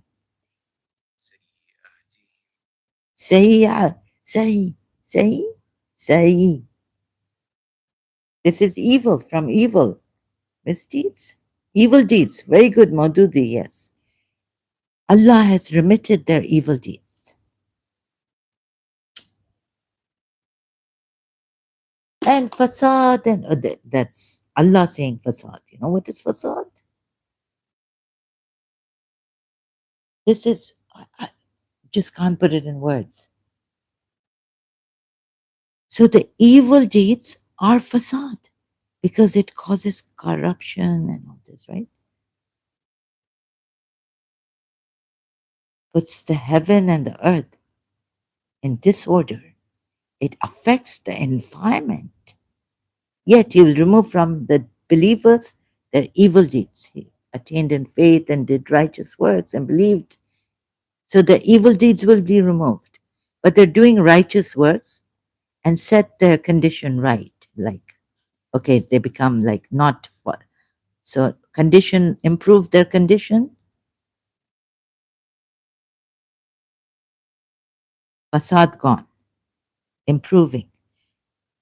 So that is because those who disbelieve follow falsehood, and those who believe follow the truth from the Lord. Again, Allah, again, right? So where the disbelief,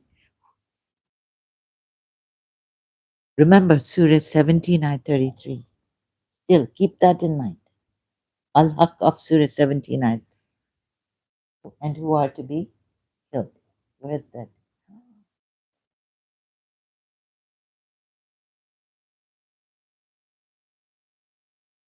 So, sorry, follow Al-Haq, and those who believe and who those who believe follow the truth, right? Who can you kill? Surah 17, ayah 33. In truth, right? In the truth, not in, so the truth, L dash, the in brackets here, from the Lord. Thus, Allah presents Yadribu. Okay, sometimes it presents, like hits to the people they're similar to. Okay. No, presents. And then, and so when you meet those who disbelieve in battle that you have started, because you've started to, when you meet those who disbelieve, strike their necks. This is not in battle.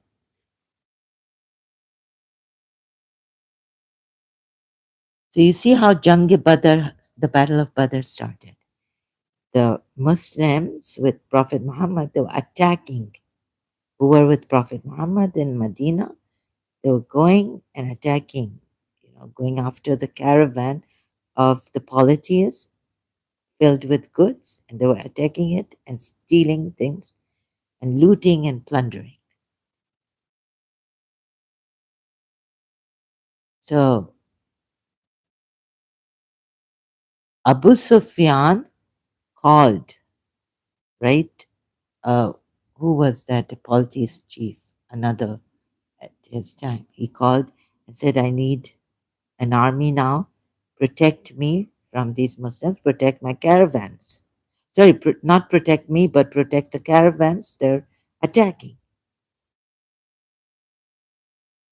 So when the other one, polytheist, sent the army, Prophet Muhammad was told, now go and fight with them. Do battle with them.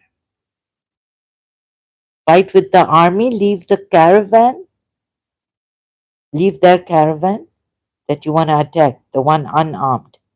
But now, yes, fight their army.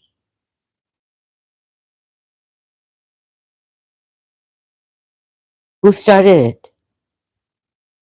Muslim believers. Allah told them to start the battle against the army that came to protect the caravans that were being plundered, looted by the Muslims. And please don't say rightfully so.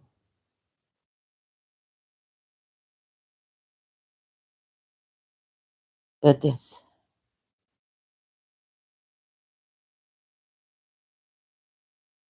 So now, here, who started? So when? So you take the sequence properly. Yes, previous ayats. Here, the sequence is right. There's no mishmash. Allah doesn't turn to some other. And But he doesn't mention a battle that the believers have come for you, for the Muslims at this time.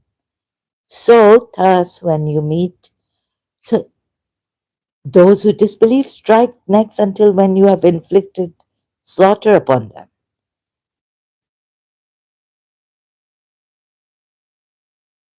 And if Allah had willed, He could have taken vengeance upon them. But, He used you, you see. But He wants to test some of you by means of others. This is the reason Allah gives. Sometimes He could have taken vengeance. Oh, like, Pharaoh against Pharaoh. And sometimes He wants to test some of you by means of others.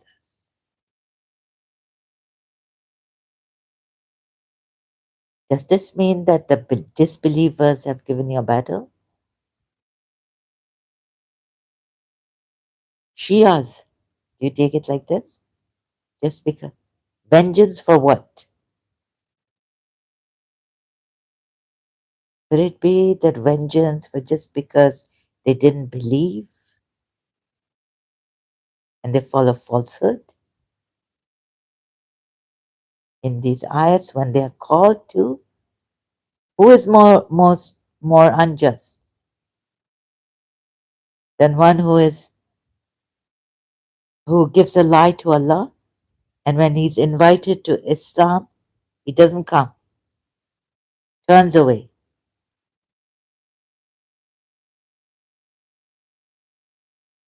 And Allah wants to take you out of darkness into light, from these disbelievers to light also, right? These disbelievers are in darkness.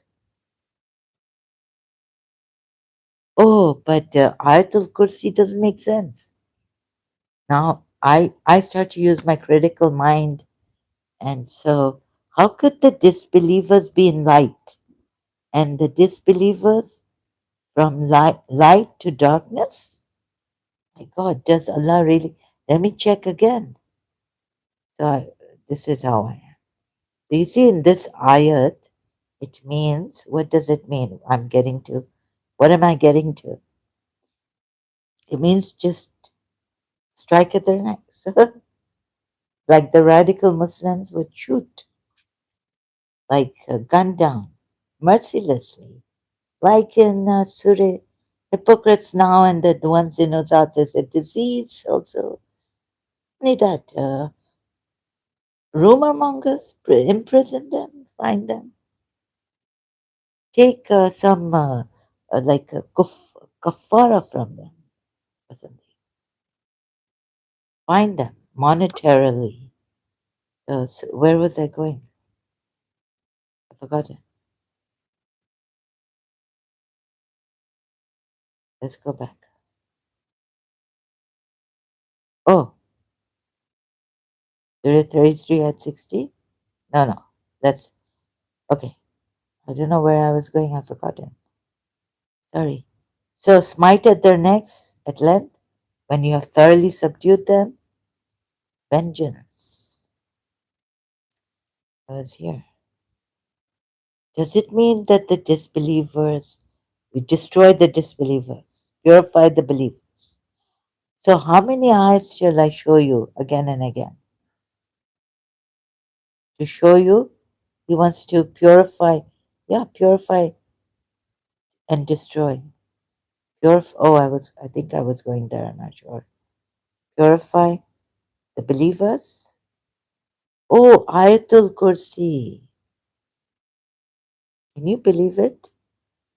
Allah, there's Ayatul Kursi. You see, our Shia, my previous, I cannot accept this religion.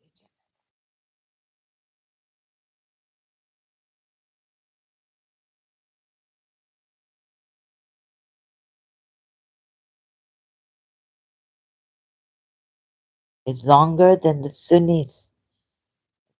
Tries him not. He is the most high, the most great.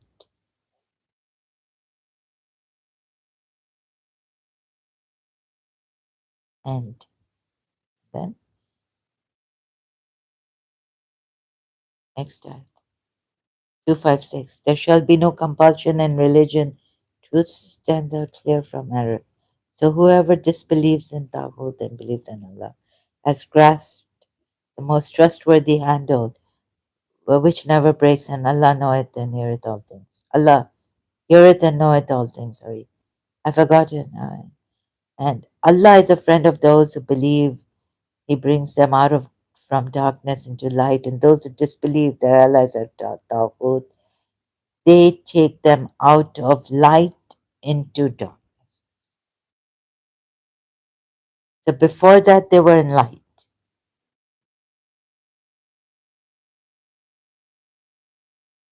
They take them out of darkness, out of light into darkness.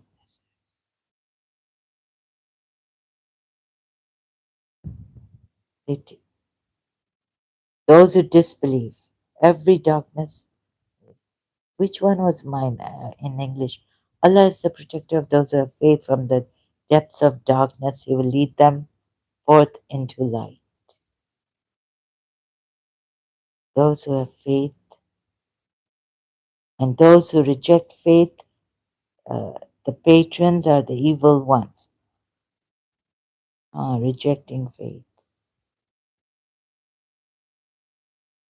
Oh, I think I used to say, and those who disbelieve, from light they will be led into darkness. Did they have the light? Allah should say they never had any light.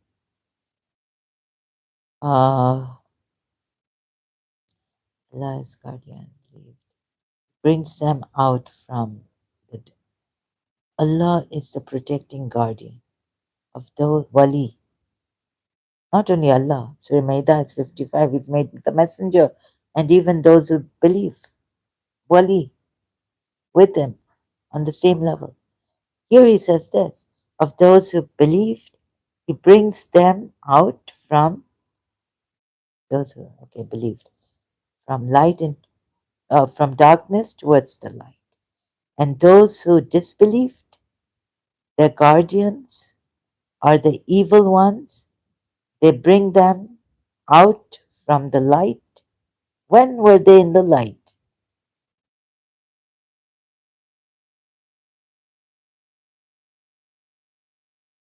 Maybe now those who disbelieve. Anyways, from the light towards the darkness. Those are the okay. And in it they will abide forever. These are ayat. This was Shia's ayat.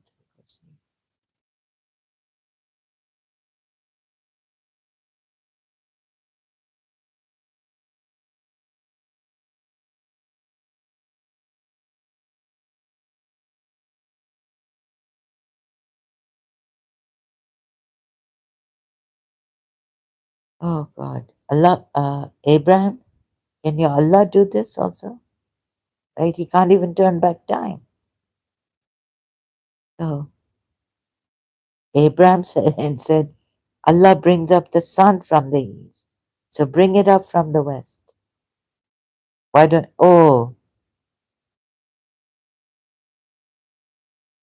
yes. Maybe no critical. Maybe I'm wrong, but I'm online critical now. Examination of these ayats, critical thinking.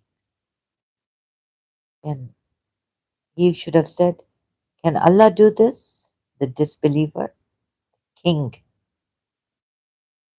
Can Allah right now bring the sun from the west?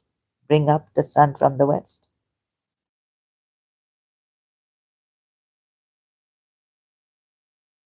So the disbeliever was overwhelmed, and Allah does not guide the wrong. This is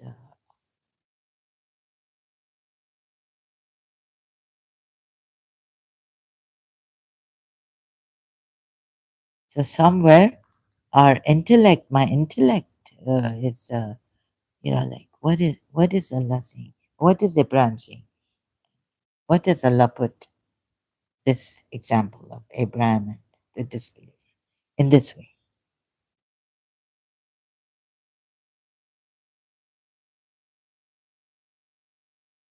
So Allah should have no. So Allah should have put, yeah. The disbeliever should have told Abraham, yes, Allah brings the sun from the east. I cannot bring it out from the west. But can you tell Allah to bring it up from the west? Bring it up from the west. I cannot bring it up from the west. But can you Allah do it? That's not what Allah has put here. So this. But darkness, light from light out of darkness. Oh, this is my intellect is defeated. And punctured.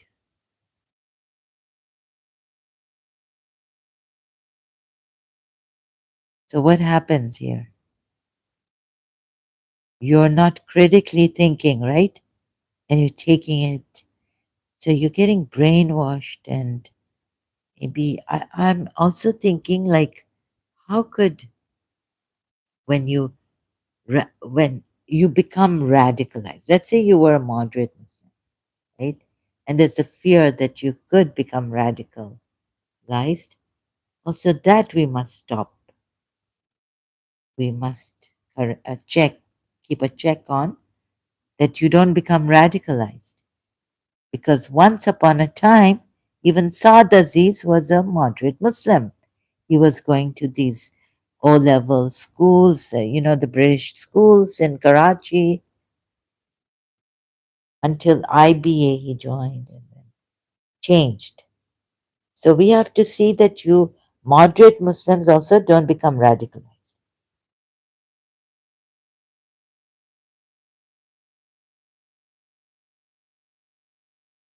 So believing that Islam is peaceful, Islam means submission, not peaceful, peace.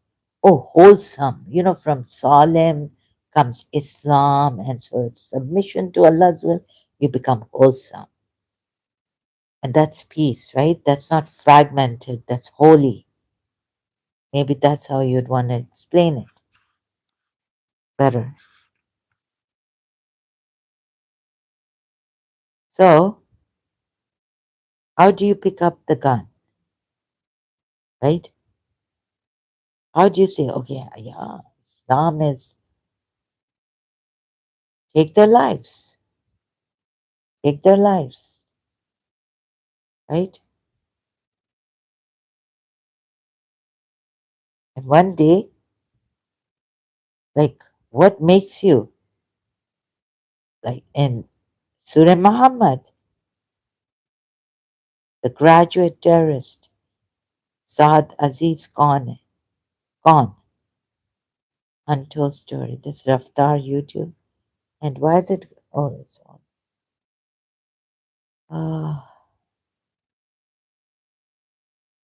Oh, sorry, not him, but Saad Aziz. And now let's see this also, right? The Ismaili. How did he how did he do this? Oh, Surah Muhammad. Did he take it like I've been showing you? So when you meet the disbeliever, strike at their necks.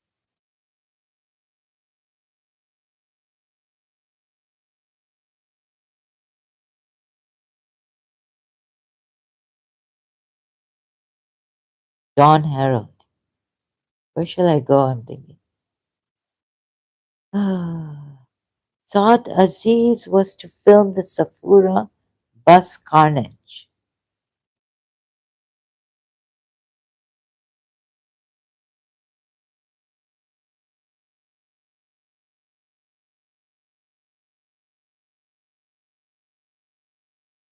This is the Express Tribune. Oh, oh, and one wanted also to film.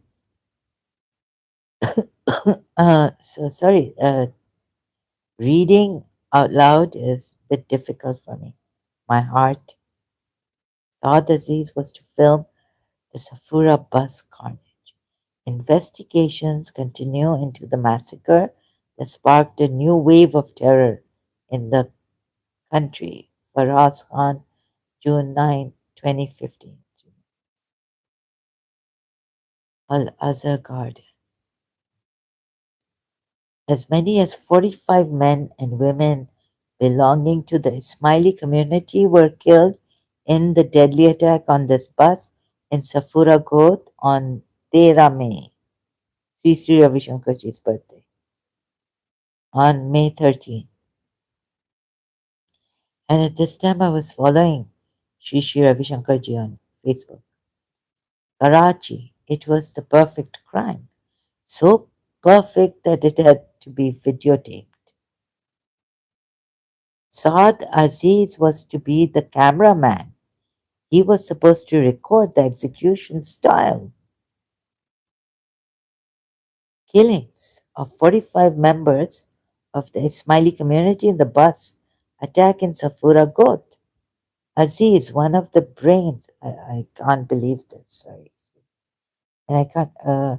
What? And sorry, I'm going to pause and myself. Like Aziz, one of the brains behind the massacre. Now, with your izzati, I'm going to lead them astray. Oh, and you know what Allah does also? Don't forget that ayat. Surah 6, ayat 65. Making you taste. He is able. He's able to make you taste the evil of one another, each other. One of the brains behind the massacre, brains, was among the six assailants who boarded the ill-fated bus at around 9:10 a.m. on May 13th. Victims, including 17 women, were mostly shot in the head with 9mm pistols.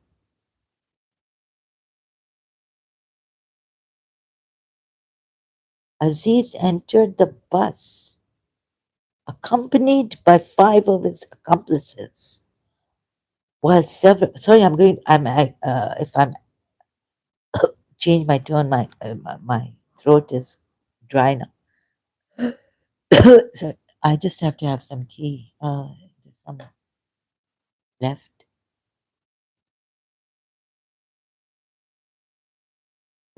And, oh my goodness. Accompanied by five of his accomplices, while several others stood guard outside. So they go in, four of them, including Aziz and Tahir Minhas, were tasked with carrying out the executions. I can't believe this. So a moderate Muslim. Also, see this. How many of you Muslims, when you find out that Islam, and if you, what I've shown you, whom to kill and what Quran, this is what the ayat means. Would leave Islam, huh? There's some work going on. It's distracting me. The sound outside. There's some work going on outside. Were tasked with carrying out the executions, while the other two took positions. Okay, uh, I can't read this. I'm not well. My I don't realize I could. My health is deteriorating. So, and I thought of so before Ramadan comes, I don't. Uh, do I exist? Do I exist? Sometimes it's a nice practice, Dear subscribers, the ones who watch my live streams and those who visit my YouTube channel, sorry to inform you that I may not be coming online due to my deteriorating health. and my recent shock about a particular ayah of the Quran. uh, no, no, I have to do this, right? So, would you leave Islam if, or would you become like Saad Aziz, from moderate to radicalized? And then from Surah 17, ayat 33, and Surah 5, ayat 32, right? The true meaning, and then go to Surah. So this is why. This is why. Yes, this is why, right? Therefore, when you meet, therefore, or yeah, or so, thus, because these, because those who reject Allah follow vanities, these disbelievers, and those who believe follow the haqq, the truth.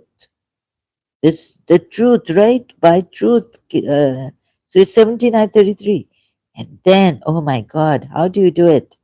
For this Allah who tells you, so when you meet those who disbelieve, so when you get it right, oh yes, you got it right this time, right? Not like the Sunni Muslims or the Shia Muslims. This ayat, meaning, it's meaning you got it right. So when you meet those who disbelieve, finally it's time to meet those who disbelieve with the gun or a sword. Strike next.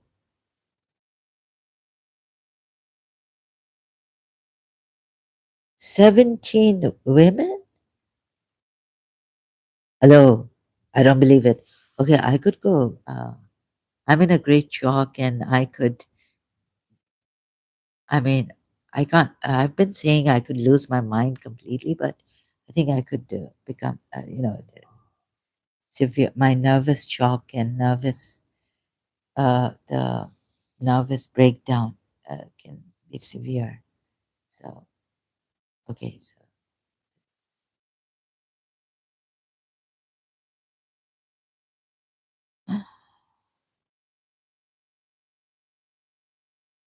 okay, it is, oh, ooh, I- I'll just go watch some videos. Let me see the ones that I've kept.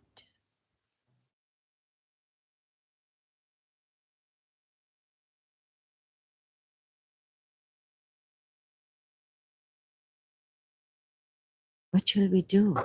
So I've done my best, and what else can we do? Yeah, so one thing we can do is see that moderate Muslims don't become radicalized, and then, oh my God, for Allah, this Allah, like this is not the true Allah, right? Violence as a Shia, like your hearts should melt. Rahmaniyat. Allah allowed, for how many years Pharaoh, as he claims he was a tyrant and did so. Dhulm, right? Allowed him to live and do all that for so many years. Britain is trialing Sharia law. Very good. Ayan Hirsi Ali. John Anderson Media. Watch the exact moment NBC reporter realizes Islam, STS, are evil. Sahar TV. Children saying we're showing that we're going to cut your Sahar TV shows. We're going to cut your neck. Can you? Oh, so to I couldn't see. So I've just seen this much, right? My health doesn't allow it, and I'm saying, how can I accept it until I get, where is it?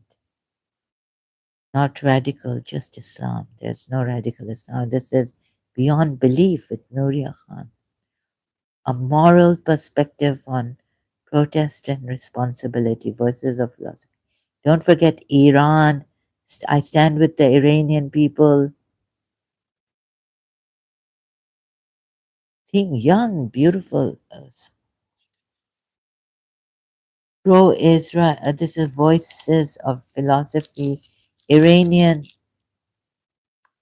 gentlemen, brothers, channel. Sorry, excuse me. Pro-Israel Muslim trailblazers give Jewish audience hope for future. But there's God protect him.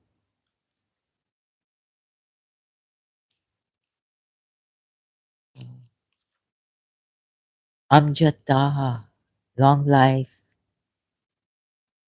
I wish, what I can't say. The Muslim country the Muslim country that rejected radical Islam, Vicegrad, Vi- Vicegrad 24. We deport Islamists. Very good. The truth about Islam, why the church must wake up. Feet with Martin and Millicent Cedra. British politician delivers a final blow to Islam at the House of Lords. He didn't hold back, thank God. Rabbi Yisroel Goldstein. Islam wants all non-Muslims, Killed. You see?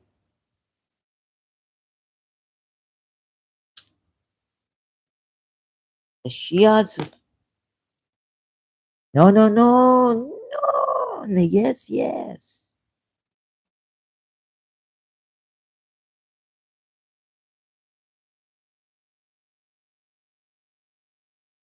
So whether you believe it or not, but this, some Muslims have, and even the moderate have started to become radicalized so easy that Islamists, even UAE as a Muslim country, that's the UAE, that rejected radical Islam, thank God, right?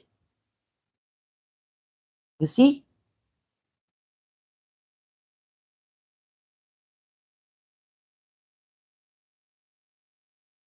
Only one Muslim country,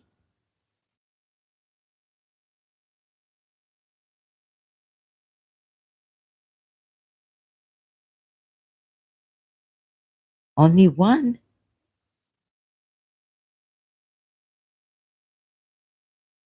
and his life could be in danger, God forbid.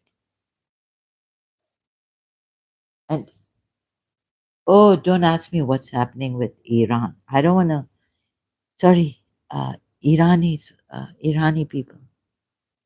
I don't want to, I don't have the heart. I don't want to see, watch, follow.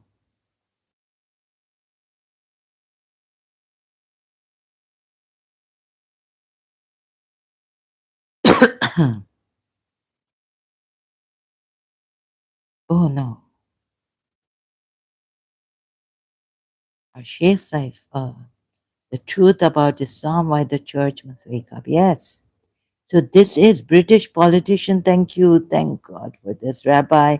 Thank you, Yisrael Goldstein, Rabbi. If I don't know how to pronounce properly, I think Yisrael. Oh my goodness. Thank God for this. I was saying, like, what shall we do? This is recent. How many weeks ago? I found this on my homepage. Yes, it is. It is. Islam wants all non Muslims, Killed,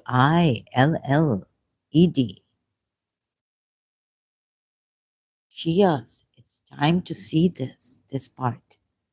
So if you see these, not this peaceful that if they're not fighting and all this, right?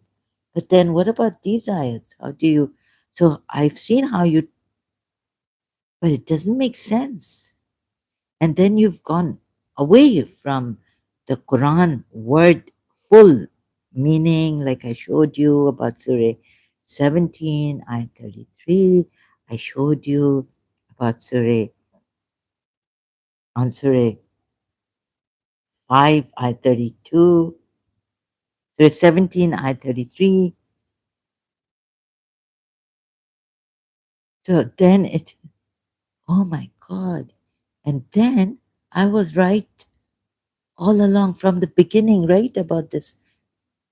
So 4 or 5 years ago when I came to this ayat, you see, so when you meet those, no, it doesn't say that the disbelievers have given you a battle. Why doesn't Allah say that? And now more on this, right? Detail. Now we come here. And so the radical Muslims can just, no, it's ruthless killing. And go to Surah 33. So the ruthless killing, the slaughter, secure their bonds as not captives. Like you're supposed to tightly bind them together. Or bind or like secure their bonds tight. Yeah, take them together. Like, oh my God. In chains or ropes or what? My goodness. The captives. Like which Allah is going to so as a new ex-Muslim, ex-Shia, I came here and I was like, no way. See, critical examination. So from the first ayat, and even check that, have they averted or turned away, tawalla, or no, it's the word is different. Averting people, so they wish you would disbelieve.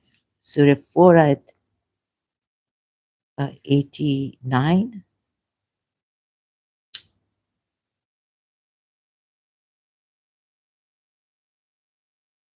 This is unacceptable, Muslims.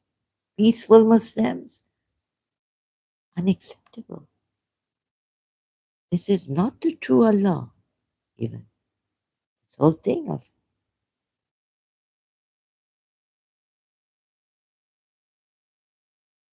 and this is the true Islam. Shias, Sunnis, peaceful. Islam is peace. No, it's only peace for the believers.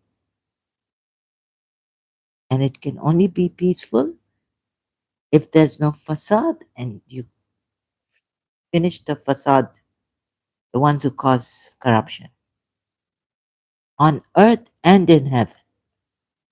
Now, look at this ayat.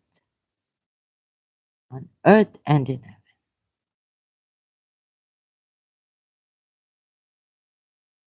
Surah 23 ayat 71 I recently found. So as I find more ayats on, to give us more on this, Surah 17, ayat 33 and Surah 5, ayat 32, I will keep coming here. On this. It's not finished till there's a song, right? Until it's over. It's not over until it's over. And it's never, my God. Surah 23 at 71, were the truth to follow their desires, the order of the heavens and the earth, and the order of the heavens and the earth. Now, not only on the earth or in the earth.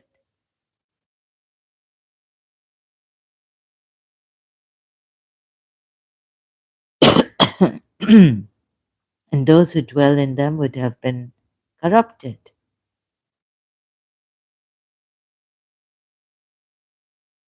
Is there no? Also, in the beginning, at Prophet Muhammad's time, beginning be peaceful. So come in peace and tell us, like, I don't understand. Moses was asked to go to Pharaoh and talk to him at first gently. Be gentle.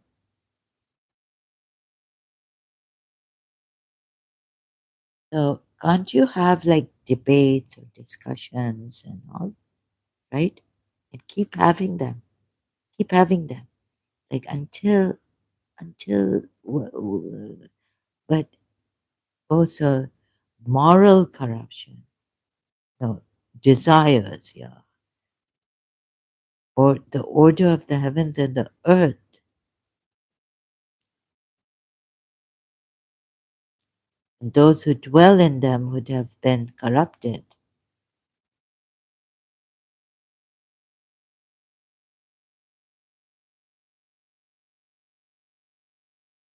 Yes, but Mary, your adopted son's wife, that's not corruption. Oh my goodness, that's not corruption. The one you have called son, and taken him as your blood, like you would take your blood son, right? Adopted him like that. Prophet Muhammad even gave Zaid his name, his own name, and then he was asked to remove it.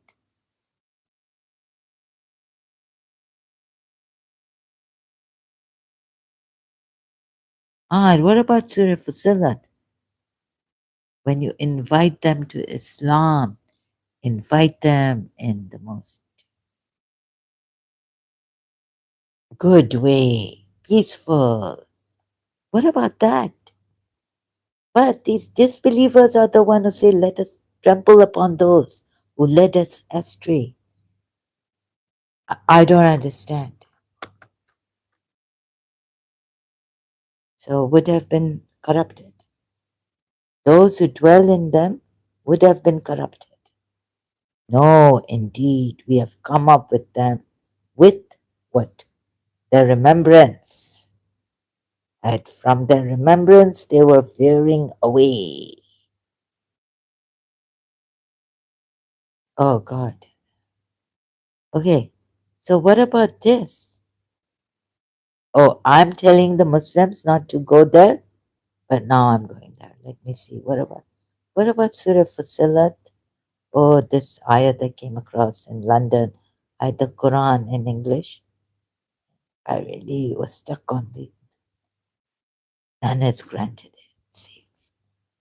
Huh? Your enemy will become your bosom friend. What happened to this? So, like the Shia, like, no, we're not too sure about the, but you're very sure. No, we, of course, we believe in the, but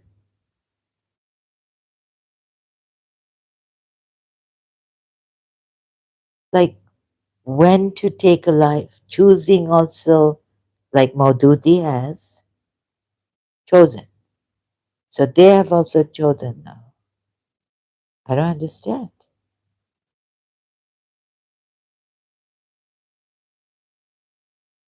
Respond to evil with what is best.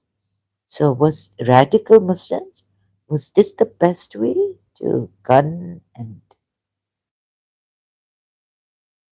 what have they done to the Christians in Europe, or how have they just taken a car and van mercilessly?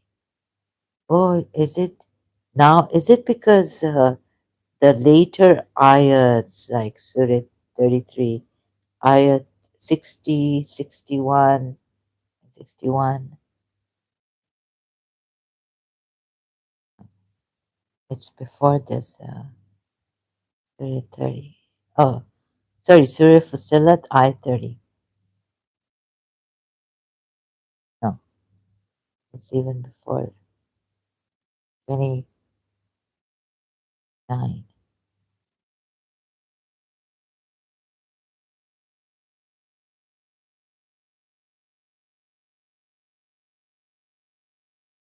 maybe 33, 32, 31. The disbelievers, oh, maybe 30. Oh,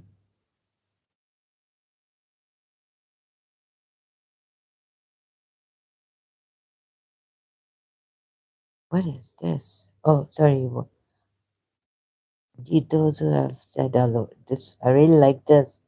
Oh, they'll say, "Oh, you get what you want. Like all your desires, you'll be having virgins and doing all sorts of things in heaven." It's not adultery. It's not even promiscuous, you know. But there, the heavens, you haven't by your facade, right? Immoral. Oh, you can do all this immoral things that you're not allowed to do here in the heaven hereafter. And those who disbelieve will then say, "Our Lord, show us those who misled us of the jinn and men." Oh, so you disbelieve when you are moderate Muslims, you realized, oh, you disbelieve. Show us. See, no, this is for the disbelievers. Those who disbelieved and then believed. No, no, it doesn't say it like that. I'm trying to figure out what. And those who disbelieved will say, "Our Lord, show us those who misled." If you love Allah, right, and love, don't you think like love could, there's also hate for Allah and love for Allah. So there's also hate in this, right?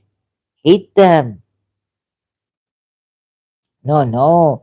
Here you are. You love them, but they don't love you.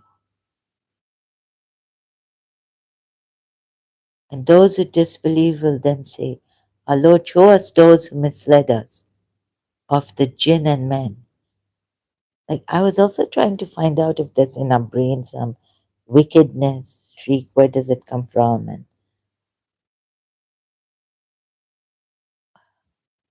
misled us of the jinn and men, so we may put them under our feet. Oh, this is your. Oh, so now here, this is in, this is afterwards, I think, in hell, that they will be among the lowest. Such is the requital of the enemies of Allah, the fire. Therein will be for them the eternal home. Why don't you, radical Muslims, just say, when you just, if, so I wanted to test through the candle light flame whether my hand will burn or not. Just putting it on the flame over, it is hot. So, am I a true believer? Let's see my faith, right? Jesus Christ, Jesus of Nazareth in that movie. What little faith you have. If you had faith as much as a mustard seed. So, in Kunut, what do we say that prayer? ربنا آتنا في الدنيا حسنة وفي الآخرة حسنة وقنا عذاب النار وقنا عذاب النار. Let not the fire touch us. Keep us safe from the fire. Abraham, we said fire be cool. Right? So before you do anything, test your own faith. Imam has said, our devotees or disciples or companions, this one has so much faith in Islam and in the successor of Islam that I tell him, go and sit in the oven. They had underground ovens, like they make the tandoori naan, even now. When sit in the oven, he would go and sit in the burning furnace oven. Why don't you test your faith like that in the beginning? How much faith do you have in Allah that your hand wouldn't burn? You wouldn't burn your beneath when you sit on the furnace fire. Abraham, we said Abraham be cool. We said Abraham, we said fire be cool for Abraham, sorry. Such is the requital of the enemies of Allah. Fire. So test it here. Test your faith. Before you go take a gun or a van, right? Why don't you test your faith? Oh Allah, I'm going to, like the wali in Karachi, he helped us. He wasn't even a Shia. We were in trouble. Which was after us? His master himself. He's gone and put himself in the grave for so many days,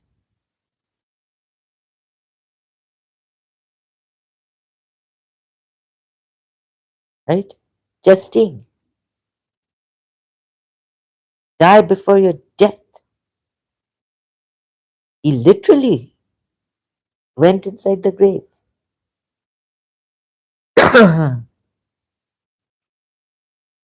See if death comes to you. Such is the requital of the enemies of Allah. Fire therein will be for them the eternal home. A fit requital. Your test of faith is going dish, dish, dish, and Allahu Akbar and da, da.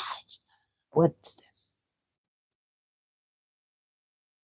Oh, the ones who believe fight in mass. Surah Safat. What? Go in to.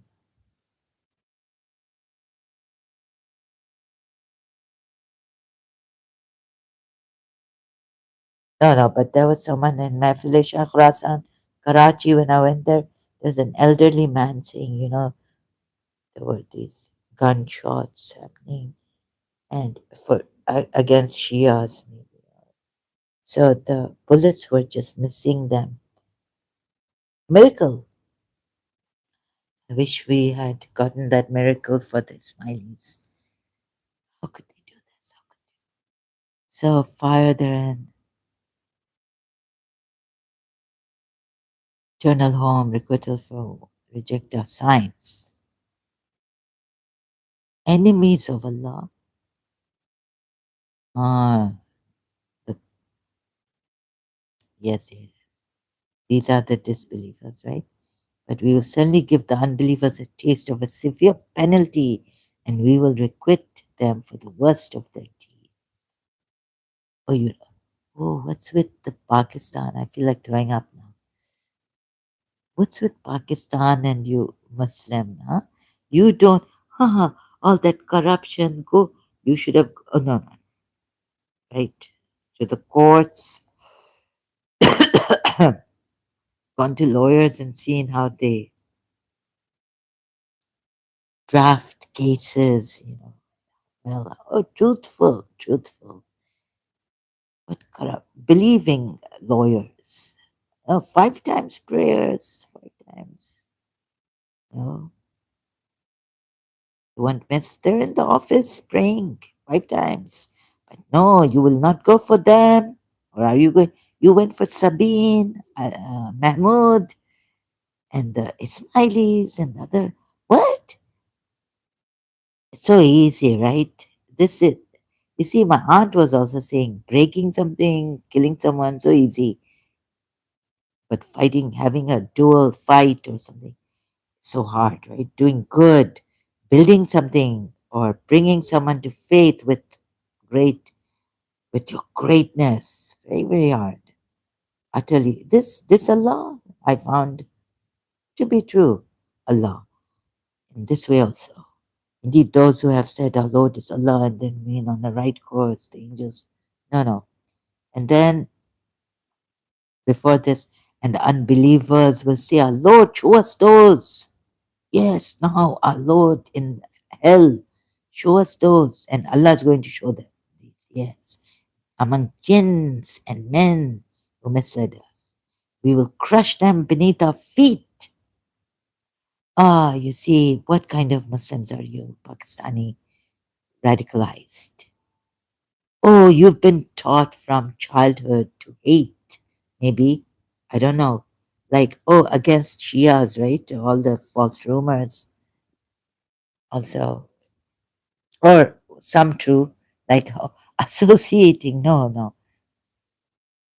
with Allah. We don't associate with Allah. Shias don't associate with Allah. But no matter, why don't you sit? But okay, okay. So you're against So what is it? What is it? Against Ismailis, against moderate Muslims, radicalized. So this Allah you love so much, this Allah, those who have said, our Lord, no, no, no, you don't love this Allah. But let me think about it. Oh, you love violence. You love the Allah of vengeance, violence. What disorder? What disorder? When in heaven, look what you have here. Sunnis have it. Sunnis, heaven. Oh, boys, boys, little boys. Forget hadiths and all. First, let's go to the boys who will Sanjabil and Sanjabil. Drinks boys will be. Little boys Allah is using in heaven. Come age, not of age maybe. Boys will be going around handing you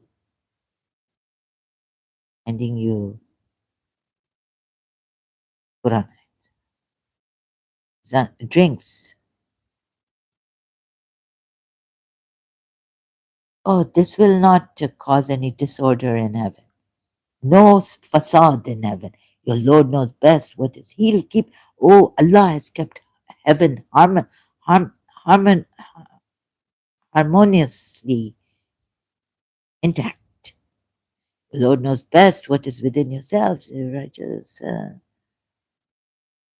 boys handing you drinks in heaven. Are these little boys? Because some translators say boys handing you drinks in heaven. Where's that? I've forgotten.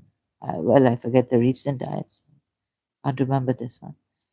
Uh, and they will be given to drink there of a cup mixed with sanjabil, ginger. Oh, I just had ginger earlier on. Ginger, is there something new in heaven like that you've never tasted in earth, earthly life? Meaning they, the righteous boys,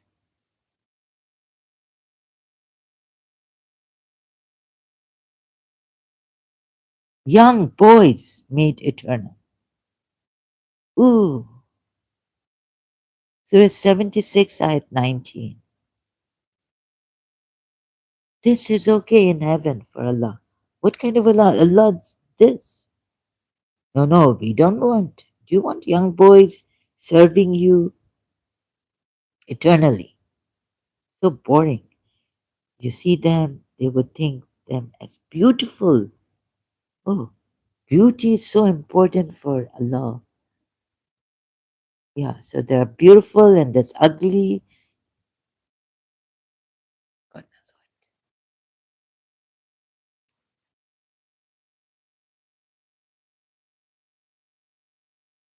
knows. This is okay. Huh? And protruded breasts is okay in heaven. Like he's telling you, it's giving you this, oh, come, you will be coming to, and you'll get these protruded, breasted women, protruded. What an insult, like Rob Christian, I heard say, to you women, this Islam. Look, in heaven, the men are getting protruded. If you don't have protruded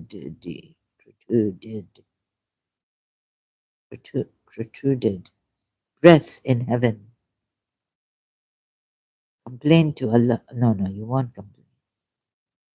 What will you do without these protruded breasts, women or girls? Remember this, the breasts of these girls, not even women, will be fully rounded. Fully rounded, Surah Naba. Wow, amazing. This keeps the harmony of heaven, yeah? This is what, if you leave the protruded breasted women here, but you're women, yeah, what do? That they have full breasts here, big breasts, boobs. Used to like it was comedy in Britain, British TV. I remember Chad did laugh at that. We didn't find it attractive. When I was in We found it very repulsive, the big breasted breast. Well, which TV serial? Ah, Mr. Brown. Mind your language. And the other, another one too, the comedy, British comedy, So, but here, look at this. You find it very like, ooh, cuts and all, and white, the Christian Prince. So, and you will be having like that Christian Prince. Who can say it better than Christian Prince? The Quran is shocked about full-breasted women or girls, little girls, or of your equal age. There, at least, not like Prophet Muhammad marrying when he was 50, marrying a 9-year-old, consummated. Aisha. Houris will be there for you, having sex with them or what? Oh, full breasted. This is lust in heaven. Lusting. What love or what? Leave love behind. Huh, pick up your gun. No, no, there you will be having, you will use so much of your private part, like, unstoppable, continuous. Christian Prince say better than either. This your Allah. See, Sunni. Ah, the Sunni. What the Christian Prince showing? From where? That the penis. How big penis? How big penis of a man? Also, the Christian Prince showing. Baba, I cannot show here. What this? Really? No, no. Let me see. Penis so big, so big. You know how tall, which Nabi was, prophet of yours. You have in Oman, if you have the grave, so big, so big. But the penis so big in heaven. Where Christian Prince? Which book in Islam? This is not in the Quran, but I think what the virgins and where Christian voluptuous women, well, God knows where hadiths. Where's the hadith? Muhammad claimed men's penises would be so long. Ooh, Saud Aziz. Yeah, you're going to this heaven. Not that you want, yeah, not the good American, Western, not good. Do not apply the penis on us like your Pakistani do, right? Muslim. Yeah. You should teach them a lesson. Go to southern parts of your villages and teach these boys what their mother and father teach them. Vulgar. Huh? But why after these peaceful Muslims that they can, peaceful Muslims, moderate, really peaceful, so weak, go to the village, go, go and, no, but you don't know now, you don't want peace. You have taken the gun.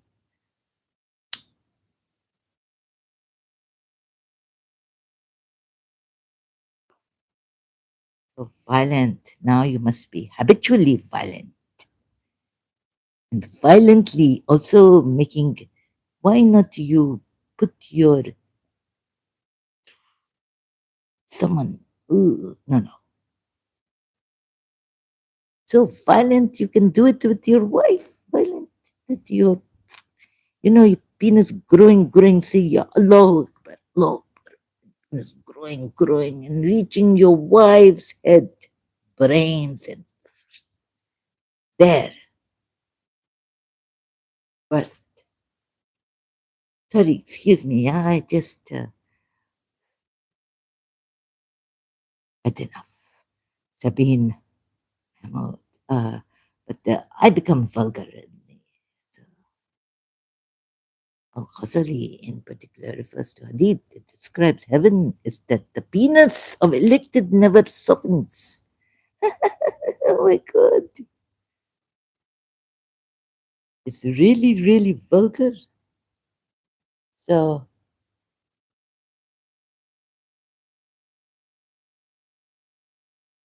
Christians don't want this. Hur, Huris, unreliable sites talking about Huris. Oh really? Every time the one Christian, what? It comes from your books. Read your books properly. What virgins books? It is in the Islamic tradition that we find the 72 virgins in heaven. Besides, the penis of the elected never softens. Hold on, hold on, hold on. Oh my God.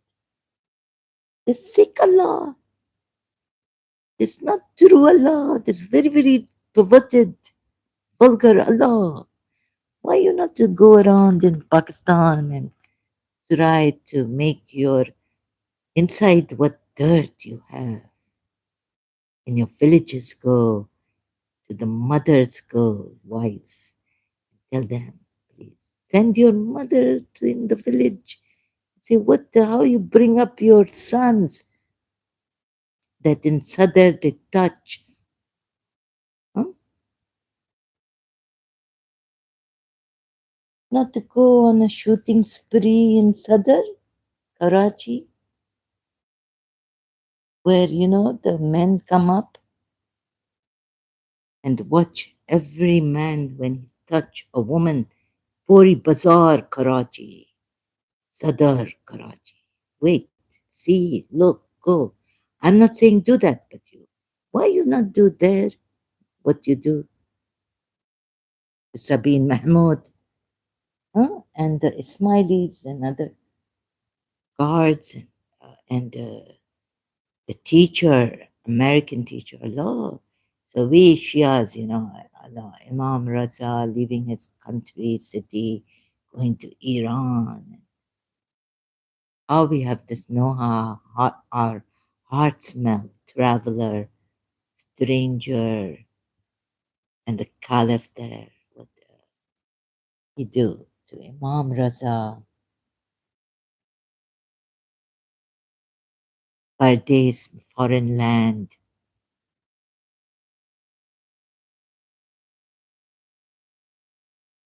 lady, teacher, principal.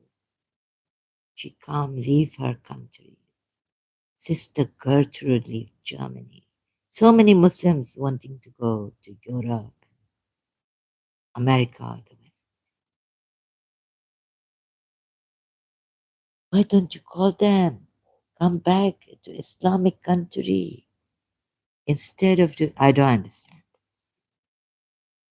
I don't understand. This could be the mother, family or bad company. Maybe girlfriend left him, so he take it out. No, no, wait a minute. These Ismailis, I never find them even looking reap far away. What your Allah not have reap? Oh, what about the prostitution in Islam? Not forced prostitution, but definitely prostitution of girls. Surah Nur, am I forgetting? Ayat 33. Oh, so this not Farasha, this not in this.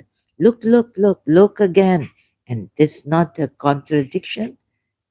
Oh, see, when fasad, your Modudi say, not for rape. No, no, kill, not for raping.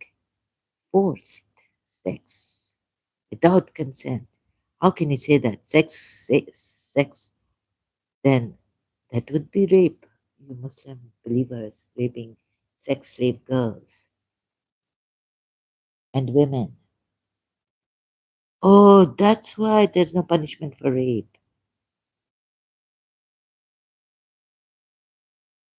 Without consent. See how great this Allah is. Allahu Akbar.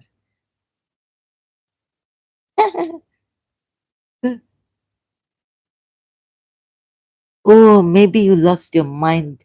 See, no, it's Allah true. Your mind fixated on true Allah. And then you become a monster.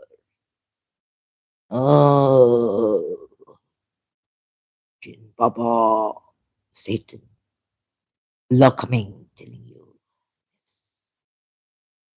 Satan coming in Allah. No, no, no form, no form.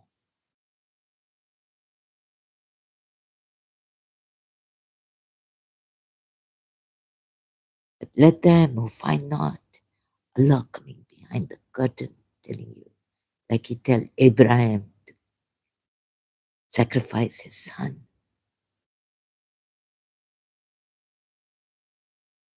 Sending you sign, yeah. Oh, I'm going to kill Allahu Akbar. Allahu, Allahu, Allahu. Let them who find not marriage abstain. Yes, God. Abstain until Allah enriches them from His bounty and those who seek a contract from among whom your right hands possess. And then make a contact with them if you know there is, oh, my head gone. Something happened, break from inside. Within them, goodness, and give them brain damage right now. Oh. And give them from the wealth of Allah which He has given you. And do not compel your slave girls to prostitution. Is heaven not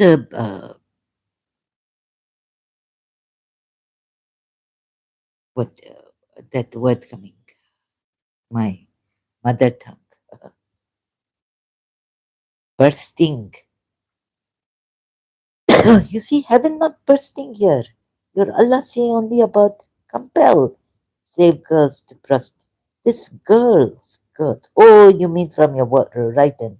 But here now Allah says, Zara, that marriage abstain when you are not married, be chaste.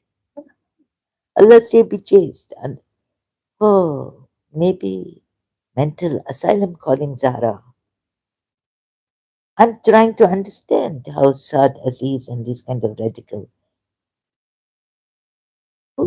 in Europe and when children killing, how they raping British Pakistani grooming gangs.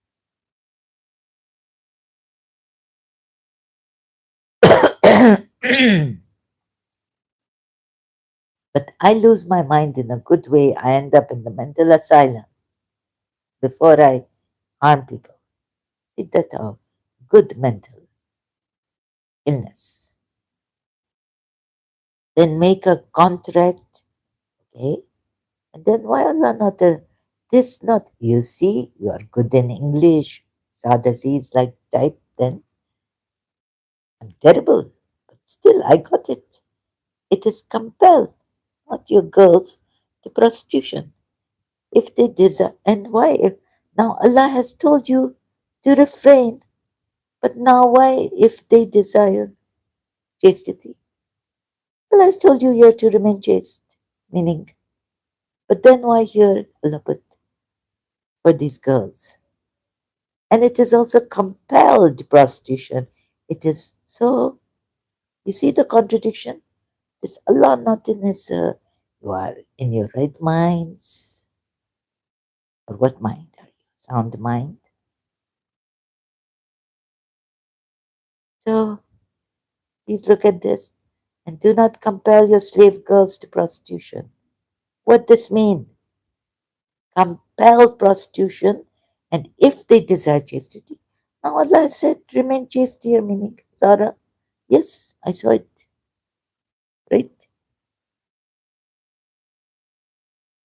contradiction happening by Allah. You're not seeing? Not seeing. Ooh, terrible. And do not compel your slave girls to prostitution if they desire chastity. Allah has put here, be chaste.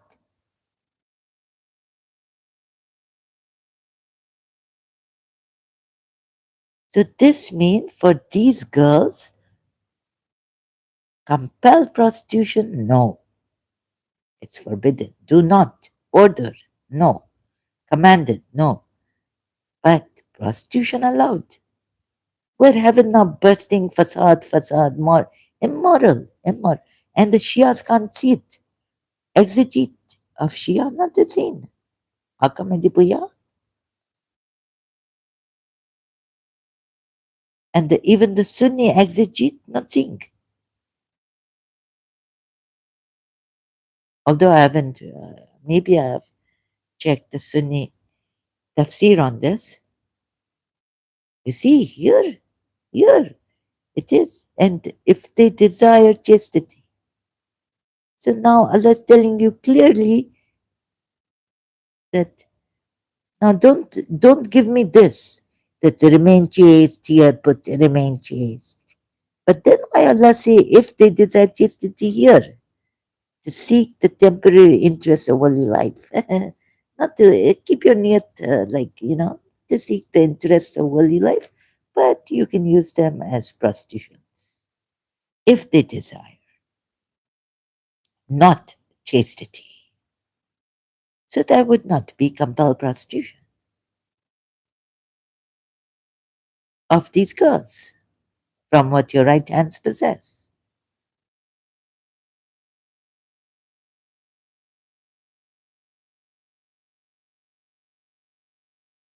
Do you see that Allah has allowed prostitution, not forced prostitution, compelled prostitution, but prostitution with consent of these girls.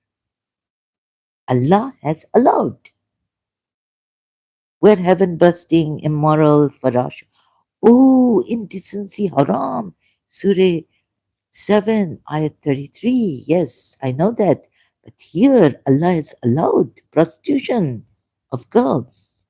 He hasn't said anything. Surah Nur ayat, read like O level, I read, or after O level graduation. Right? What the? Why Allah not put the whole thing here? Surah in Surah Nur. You see here this this surah where everything and I looking and looking. What my O level teacher giving to this Allah? What marks? This is a surah which we have sent down and made obligatory. Never has Allah put it like that for any other surah. And revealed therein verses of clear evidence that you might remember. Or clear, oh sorry, Maududi put it well. Like, clear instructions. So, not okay, so you should say no prostitution allowed of any females, right? Clear instructions, and I'm like shocked when I read this. At least I'm shocked on this. I didn't realize this, but I was shocked on this. You know what I was shocked on? What is Allah trying to? Is He trying to say that if they are if after their compulsion, God is forgiving? Allah, teacher, O level teacher, Pakistani Muslim O level teacher. If I write like this, but and you know not to know this the Quran, you will give me zero. Like you will say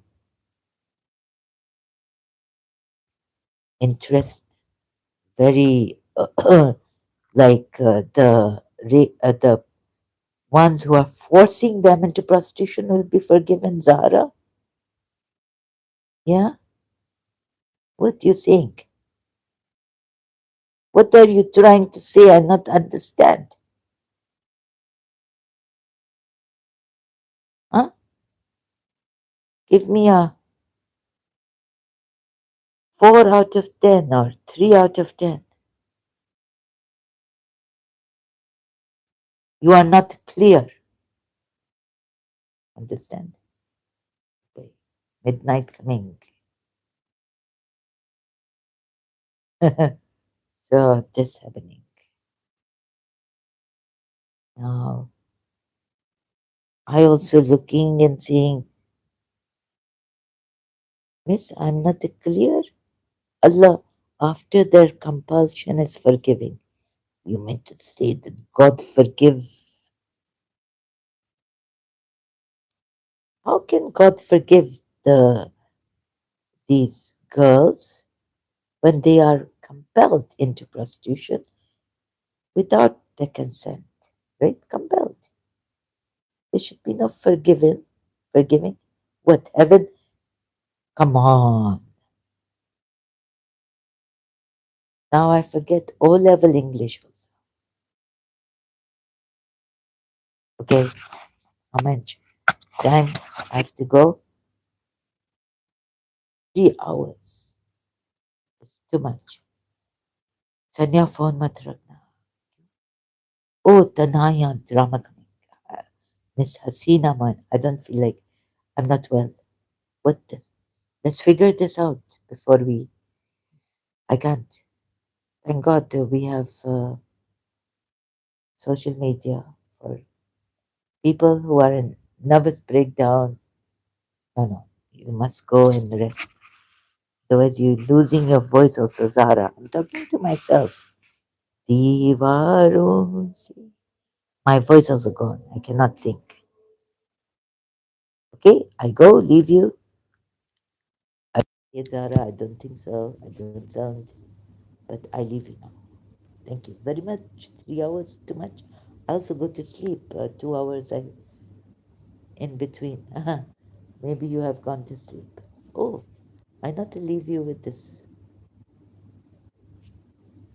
So, absent minded. No, no, I may have lost my mind. Till then, thank you so much. Repeat. I keep repeating. Oh, it's terrible. Who will meet? Who will listen? Who listens? We'll be back. Until then, thank you so much.